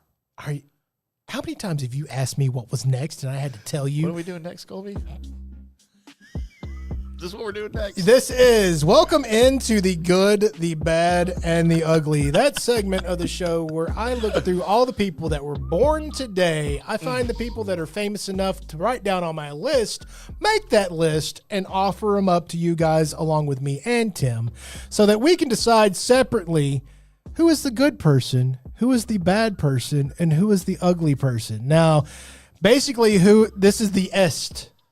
Who is the goodest person, who is the baddest person, and who is the ugliest person. Because there might be ugly people on here, but who do you think is the ugliest? Who do you think is the baddest? There might be a few bad people that are on here, and there might be a few good people, and who do you think is the goodest? So that's how we're working. Starting off today, you started off on that Rhett and Link show, and he's then went on to a First We Feast style show where he's doing a lot of the cooking that's on that show. And it's one Josh Scherer. He's 34. I always find his videos interesting. Usually the food he's making and the way he's explaining it is... Give me his name again. Josh what? Josh Scherer. Scherer. Okay. Does really good job with his videos, makes them very interesting. He's the first guy that introduced me to the idea that all Dr. Pepper is root beer and Coke mixed together. Okay, and look, I've tried that, and it's not the same. I mean, it's not bad. It's good. It's similar. It is very similar. There's a lot more flavors in Dr. Pepper, Colby. We know that because we live here. It is 27 flavors. I love Dr. Pepper. It is similar. It is similar. So... The idea that that's what they did. They're like, our two competing drinks that we have right now are root beer and Coke. Why don't we just put them together? That idea is whatever it was, it worked. Right? It did work. It did. But again, why are you yelling at me? Because you disagreed with me. I didn't disagree. Yes, you did. I had to talk you into it. The fact that we agreed. I had to talk you into agreeing. Fine, you win. Turning 57 years old today, one Gina Torres. How old? 53? 57. Oh, okay. People can't live that old. She can. And she still looks good. You can go ahead and look her up. Gina Torres. Gina Torres still looks good. And I would know that's Lawrence Fishburne's wife. Yes. Is he still alive? Yes, Lawrence Fishburne is still alive. And awesome. No, I don't know her in anything. I've never seen any of these. Doesn't matter. She's connected with Lawrence Fishburne. I'm looking at pictures. You know what, Colby? 1 to 10, she's a 6. I've had worse. Yes, I've seen you have worse. You see me have better. Have not. How dare you diss that one chick that was cute that I met in front of you? Can't dispute any of this. God, I suck. What about Gina? Gina was cute, the blonde chick from Tailgaters that night. I mean, yes, she was. Are you asking me which one would I rather go home with? It's probably the millionaire Gina Torres. The Gina that I don't remember anymore. Yeah. Turning 34, and there's only one reason why she made it on this list is because I saw her picture and it was like she's going on the list. Is Adria Arjona. Arjona. Again, she's on the list because just because. Adria Arjona. Yeah. Oh, hi, Adria. So that's the reason why she made the list. She was in Andor. She was. But again, the only reason why she made the list, because she was probably an Andor as somebody that you'll never recognize her to be. I still don't understand Andor. I want to so bad. I want to understand Andor. Oh, Andor's amazing. I know it's amazing, but I don't know why it's amazing. I don't get it. I don't understand any of it. I don't get any of Andor, and I want to so bad. It's one of the main bases for the whole shebang. I know, but I don't get it. It's creating the whole war situation and people rising up. It's the beginning of the rebellion. No, that happened before. I don't get any of the plot points in Andor. Like, I'm going to watch it again. Okay. There's 2 seasons now, right? Yeah, try and watch it sober. For once. Probably not going to happen. By the way, Adria Arjona is with Jason Momoa. They're a thing. Do you know that? That's him so bad. They're going to make the most beautiful babies that have ever existed.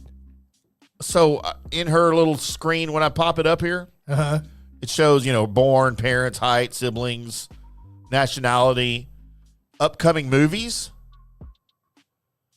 The Thomas Crown Affair. They're remaking the Thomas Crown Affair.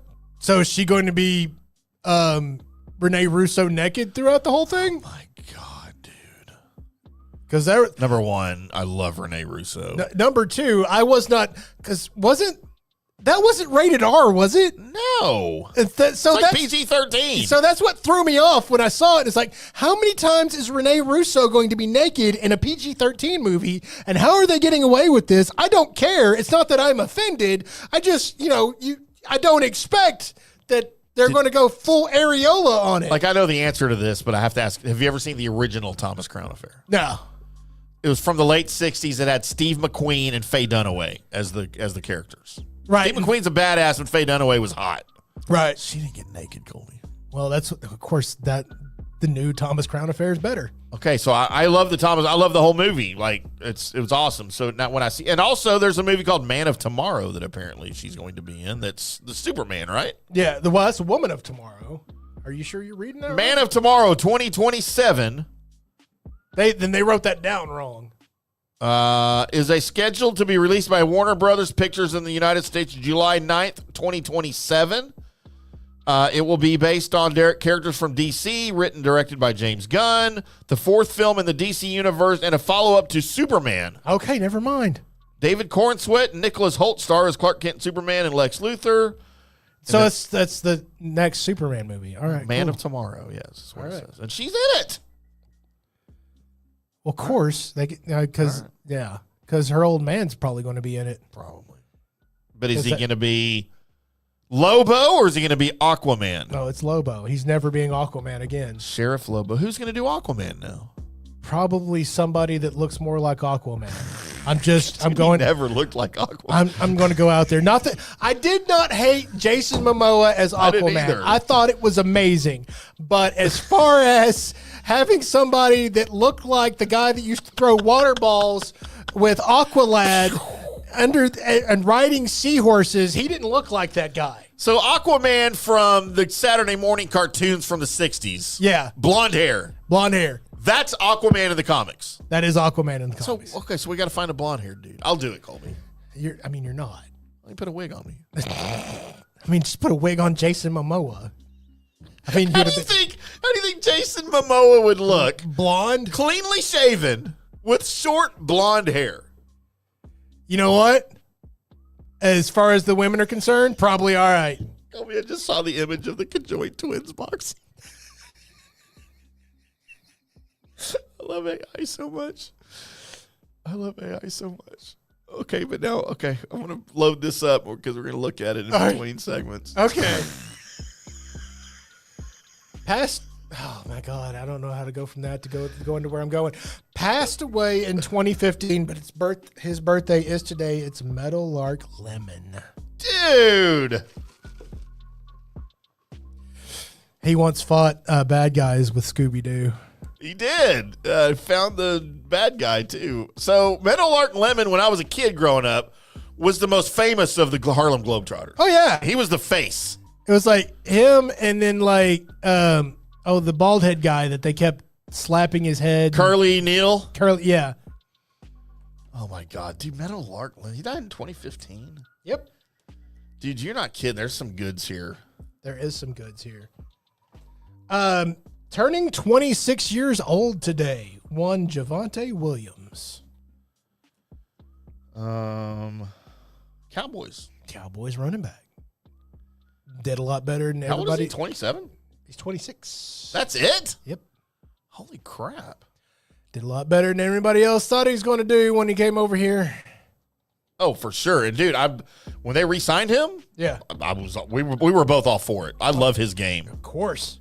I love his game. And it's because of him, Cowboys haven't drafted a running back this year. Because they don't need to. Turning 57 years old today. Always reminds me of what it looks like when somebody drinks lemon juice that doesn't have any sugar in it. Renee Zellweger. How old is she? She is 57. That's so old. And cute, but man, total pucker face. Yeah, I've never really known how I feel about Renee Zell. So, like, everybody that watches this show regularly knows that I have movie guilty pleasures. Yes. And, like, my favorite all-time movie guilty pleasure is Legally Blonde. Right. I watch it several times a month, and it never gets old because I love it. And I'm not even a fan of what's-her-face in the movie. Like, I don't even care for her. I just really like the movie. Well, who is it? It's Reese Witherspoon. Yeah, not Alicia Silverstone. No, I'm into her too. Same people. But like, what was the movie Renee Zellweger was in? Not Driving Miss. I want to say Driving Miss Daisy, but that wasn't it. What is it? I don't know. Bridget Jones' Diary. There you go. I stopped down for that, and all the sequels, I'm out. But the original one, man, I kind of dig it. By the way, another one is Notting Hill. I love that movie too. If we're writing down for reference, I don't like any of those movies. You wouldn't. Why would you? At all. I just wanted to throw out there as a reference point that I don't like any of those movies. Turning 62 years old today, Hank Azaria. Geez, how do we not know him, right? Brookmeyer. Right. Did you ever watch that show? What's that? Was it Brockmeyer? Brookmeyer? Brockmeyer. I mean, he retired from wrestling in the WrestleMania. What was the name of the Hank Azaria show? I kind of think you would dig it. Where he played a washed-up sportscaster. I don't know what you're talking about. Somebody told me about it. Yeah, it was Brockmeyer. Okay. I don't remember what network it was on. I streamed it a long time. It's like from like the mid-2000s. Yeah. But he plays this washed-up, like major league broadcaster, baseball, whose wife leaves him, and he gets drunk on the air and goes on this rant during a game about his ex-wife and like this profanity-laden tirade, and of course loses his job and loses his career. But then he gets hired by this like minor league team in the middle of nowhere to come and broadcast their games. And it's about him kind of putting, of course, it's a comedy, but it's also a drama. I think you would dig it. Oh, and he's got this estranged son or something that is part of it. It was really good, dude. You lost me at dramedy. I'm out on dramedies. Dude, I think you would like, because Hank Azaria is awesome, dude.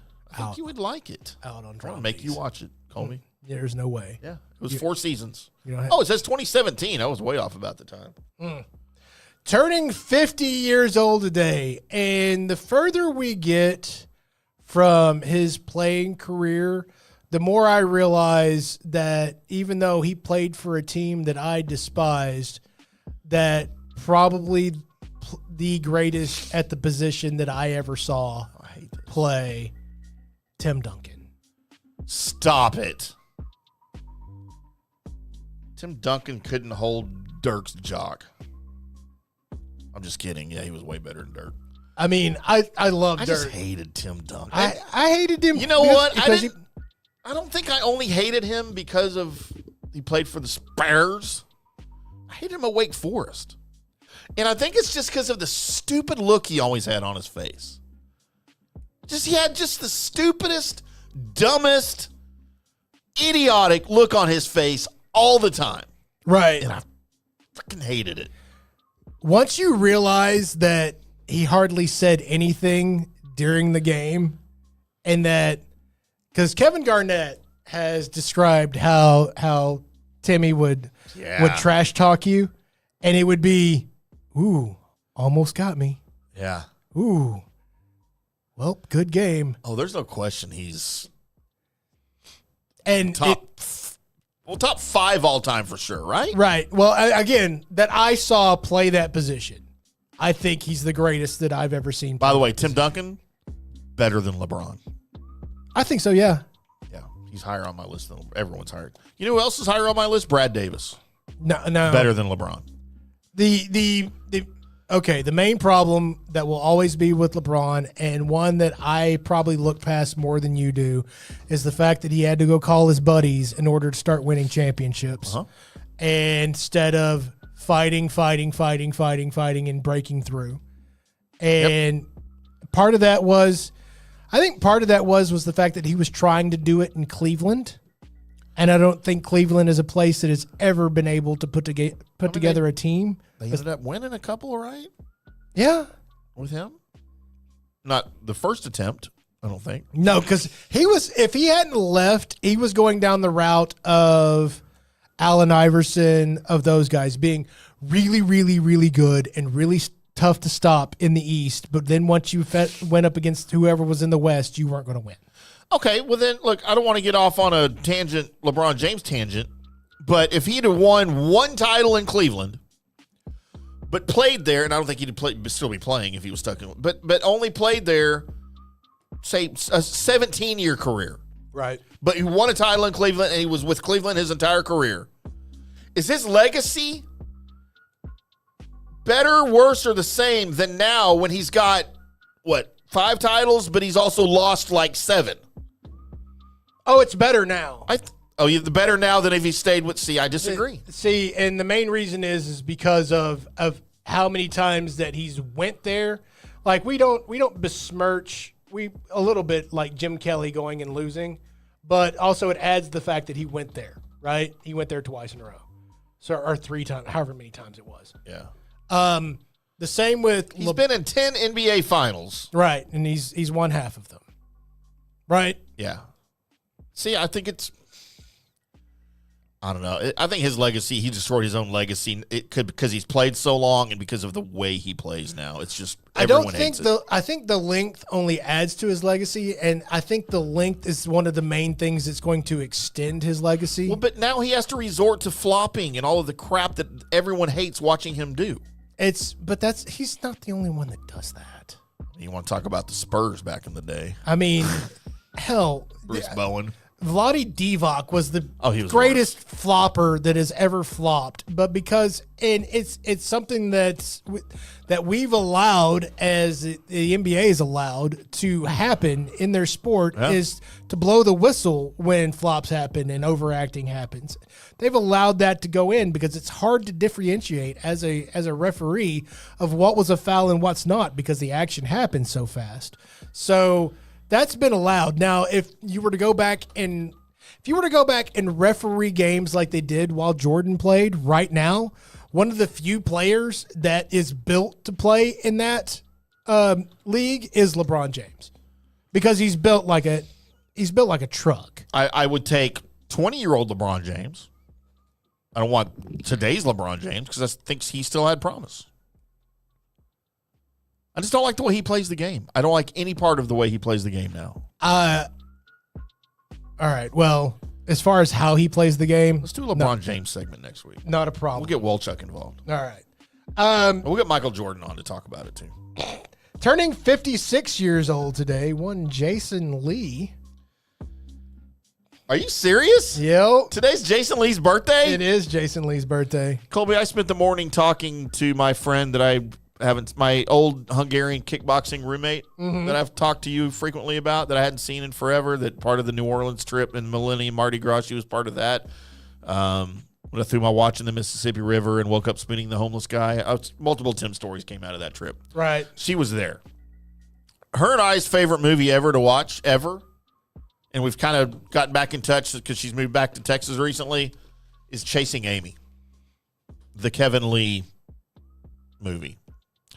Jason Lee, and of course, Jason Lee started with Kevin Lee. He was in Mallrats, and the character that he plays is just freaking amazing. Right. Kevin Lee, and you know where he got his start in acting? Where's that? He was a professional skateboarder, and he ended up being in a music video for some random 80s band.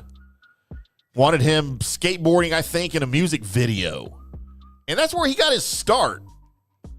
And he went on to great things. Are you talking about Kevin Smith? Yeah. You're saying Kevin Lee. Jason Lee. Jason Lee. Yeah, Jason Lee was in the Kevin Smith movies. Maybe I said Kevin Lee, sorry. Yeah, you said Kevin Smith movies. I was like, sorry. I was like, maybe I got it wrong. Maybe I've not. No, I'm sorry. This. Jason Lee that's how he got his start in acting, yes. In the Kevin Smith movies. Known like comic book lover and a person that I've often listened to talk about comic book stuff, and I'm over here going, I'm sorry, Kevin Smith, you're right. Look, I'm drunk, Colby, okay? Mm-hmm. Look, we know this. Also, hey, do you watch Kevin Smith movies at all? Of course. Have you seen Chasing Amy? Do you go that far back with those? Yes, I do. Dogma? Yeah, of course. So he just got the rights back to Dogma. Like, this entire time, he has not had the rights to Dogma. Oh, wow. I don't know what the story was there, but the film company had exclusive rights to anything and everything, distribution, everything. He just got those rights back. So we're going to start seeing it in reruns on TV and stuff. And that was his follow-up to Chasing Amy. And of course, it had everybody in it. It had, Ben Affleck and Matt Damon coming back together again. They were in Chasing Amy, but they were the demons, and right. Alanis Morissette played God. Yep, Alanis More Upset. And George Carlin was in it. Dude, that's one of the greatest film of all time. Like, I love it. So Jason Lee's birthday is today. Well, we know who my good's going to be. And finally, turning 86 years old today, Al Pacino. Oh, my God. I might change that. Dude, he's still alive, too. He is still alive. People can live to be 86. If they're Al Pacino, I think. Dude, do you think Al Pacino has lived a hard life? Yes! And he's made it to 86. I mean, if you go back to that old movie with him and Keanu Reeves where he played the devil, he looked old then. He's always looked, ever since Godfather. Right. Like, everything after Godfather, I thought, this guy's already old. And he was, like, in his 30s. Mm-hmm. Yeah, dude, I love. So, one of my all-time favorite movies, probably not one of his best known, but Sea of Love. Okay. With him and John Goodman playing police detectives. He was in Insomnia, one of my all-time favorite movies. Dude, Al Pacino's the man, dude. Hoo-ah! And then he did that stupid movie with, what's his name, Chris whatever from Batman. where he was the blind dude driving the Ferrari. I don't remember the name of that, but that was really terrible. He's made some terrible movies. But he wasn't terrible in the movies. Oh, no. He was never terrible in the movies. What was the dude's name? Who played Robin? Chris? Oh, my God. I want to say Parnell, but I know it was Chris Parnell. No, it's not Chris Parnell. Help us out on the line here, He's guys. currently still doing his version of NCIS with Ice Cube or whatever his name is. It's not Ice Cube. It's LL Cool J. Ice Pick. LL Ice Pick. No, do not screw up LL Cool J's name, same. sir. They are not. Shut your damn face. Freaking rapists. I mean, seriously, don't. What's the difference? Shut up. What is the difference, Shut Colby? up. Seriously, no. Just LL Cool J, Ice Pick, and Ice T. I don't know. Okay, Ice Pick's not a thing. Ice T is Ice Cube. Yeah, That's one, right? Yeah, Ice Cube is. Okay, you're picking. You're picking like ultimate all-time rappers. What's the names I know? Okay, then all I'm saying is I'm just saying they're all the same. No, they're not, and I would like for you to shut up now. All right, LL Cool J's a badass. Yes. Do we know what LL Cool J stands for? Ladies love Cool J. Is that a drink? That's him. So he's Cool J. Ladies love. Yes, ladies love him. So he should just go by Cool J. No, he shouldn't. If I put an LL in front of IndyCarTim, does that make it part of my name? No, it doesn't. LL IndyCarTim. You want to know why? Because you're not LL Cool J. Ladies love me, Colby. No, they don't. And their moms do too. No. Just never. I don't know. I don't get it. I don't get it, Colby. All I know about LL Cool J is he's been around forever. That's all I know. And he's stupid talented. And somehow he's in TV shows and stuff. Because he's also talented in those as well. You know what? I will just have to take your word for that. Yeah. Now, who's the dude? Okay, then who's Ice T? Ice T, he's the guy that was in... is that the actor dude on the cop show? Yes. With the goatee? So how does Ice T go? Because he made a song called Cop Killers back in the day, right? Right. Now he plays a cop on TV. Yes. There's something wrong with that. There's not anything wrong with that. Ridiculous. I don't know what we're watching right here, but I need to be part of this, Colby. Skating? What the hell are they doing? Yeah, but it's really fast. All right, Colby, celebrating Facebook birthday today very quickly because there's some hots. Okay. Aubrey, Germany. Happy birthday to you, Aubrey. You're 32 today. Kristen Rankin. So you smell like, or you sound like you smell bad. Gosh, she's so hot. I'm just telling you. Okay. Erica Pointer. Not one of the Pointer sisters. Okay. Brittany Wilkerson Ham. No relation. Is 23 today. All right. Happy birthday to you, Brittany. Haley Torres is 34. Happy birthday to you. Colby, our buddy, friend of the show, Ron Gallagher. Oh, 57 years. I'm sorry, Ron. Your days are numbered if you're 57. Right. I don't know what to tell you. Go pop a watermelon for us. I almost said Wallermelon. I think he's got grandkids. How do people who have grandkids leave and live? Nah, you have grandkids. No, I don't. That you don't know. There's no way. No, I know all my kids, and I know that I don't have grandkids because they know they'll die if they have kids. So anyway, yeah, there's your Facebook birthdays, Colby. So, which means I guess it's time for me to go with my good Colby. Mm-hmm. Al Pacino. Oh, all right. How do you not, dude? I don't even have to look at that's why you saved him for last, isn't it? No, I mean, I usually save the best for last. You do. You always do. I mean, it was going to be Jason Lee. Right. So the fact that Al Pacino bumped Jason Lee tells you a little bit of something about where I am. My bad? Well, duh, Tim Duncan. Okay. I mean, there's zero question because he's a spare. He has a stupid face. Colby, my ugly. Man, I really wanted to go Tim Duncan there, too. I believe I'm going to go Renee Zellweger. She looks like she got stung by a bee in her face. Again, just always reminds me of she's trying to really like suck on a thick substance. So she's got all the suction trying to happen with her face. She always looks like she's just got done crying. Right.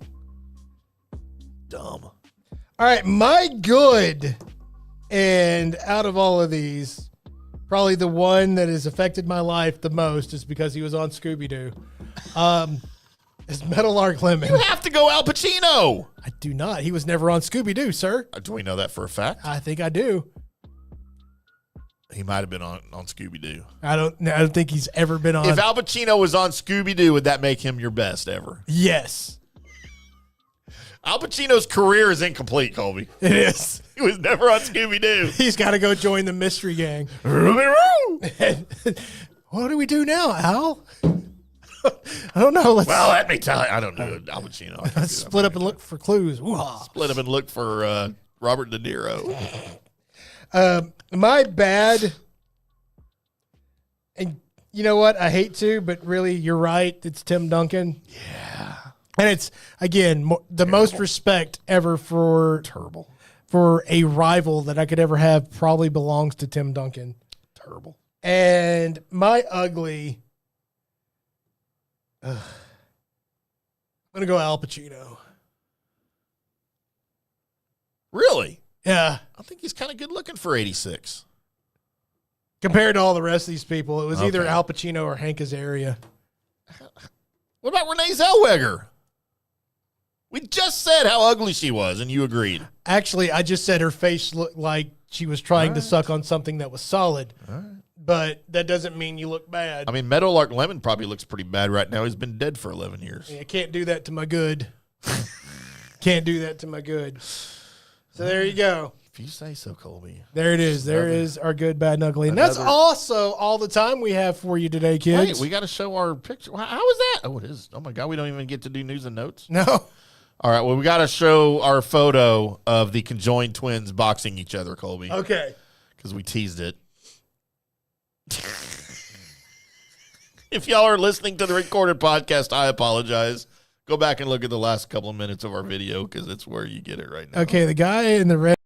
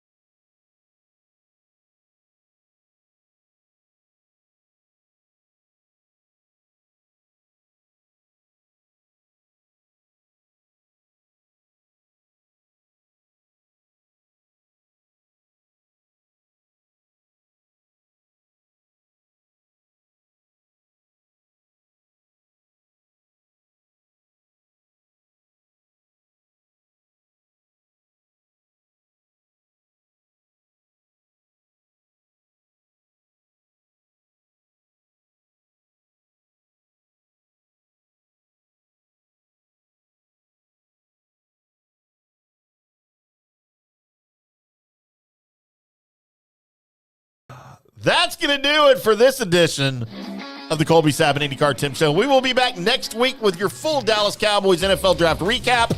Zach Walchuk from 105.3 The Fan and the G-Bag Nation here to help us along with that. And more debauchery, more celebrity birthdays, and more head-scratching comments. We didn't get into snorting chocolate ants again this week. Thank God.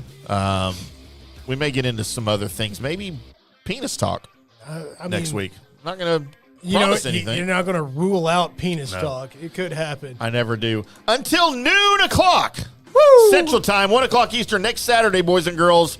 I'm IndyCarTim. That is Colby Sapp. We'll see ya.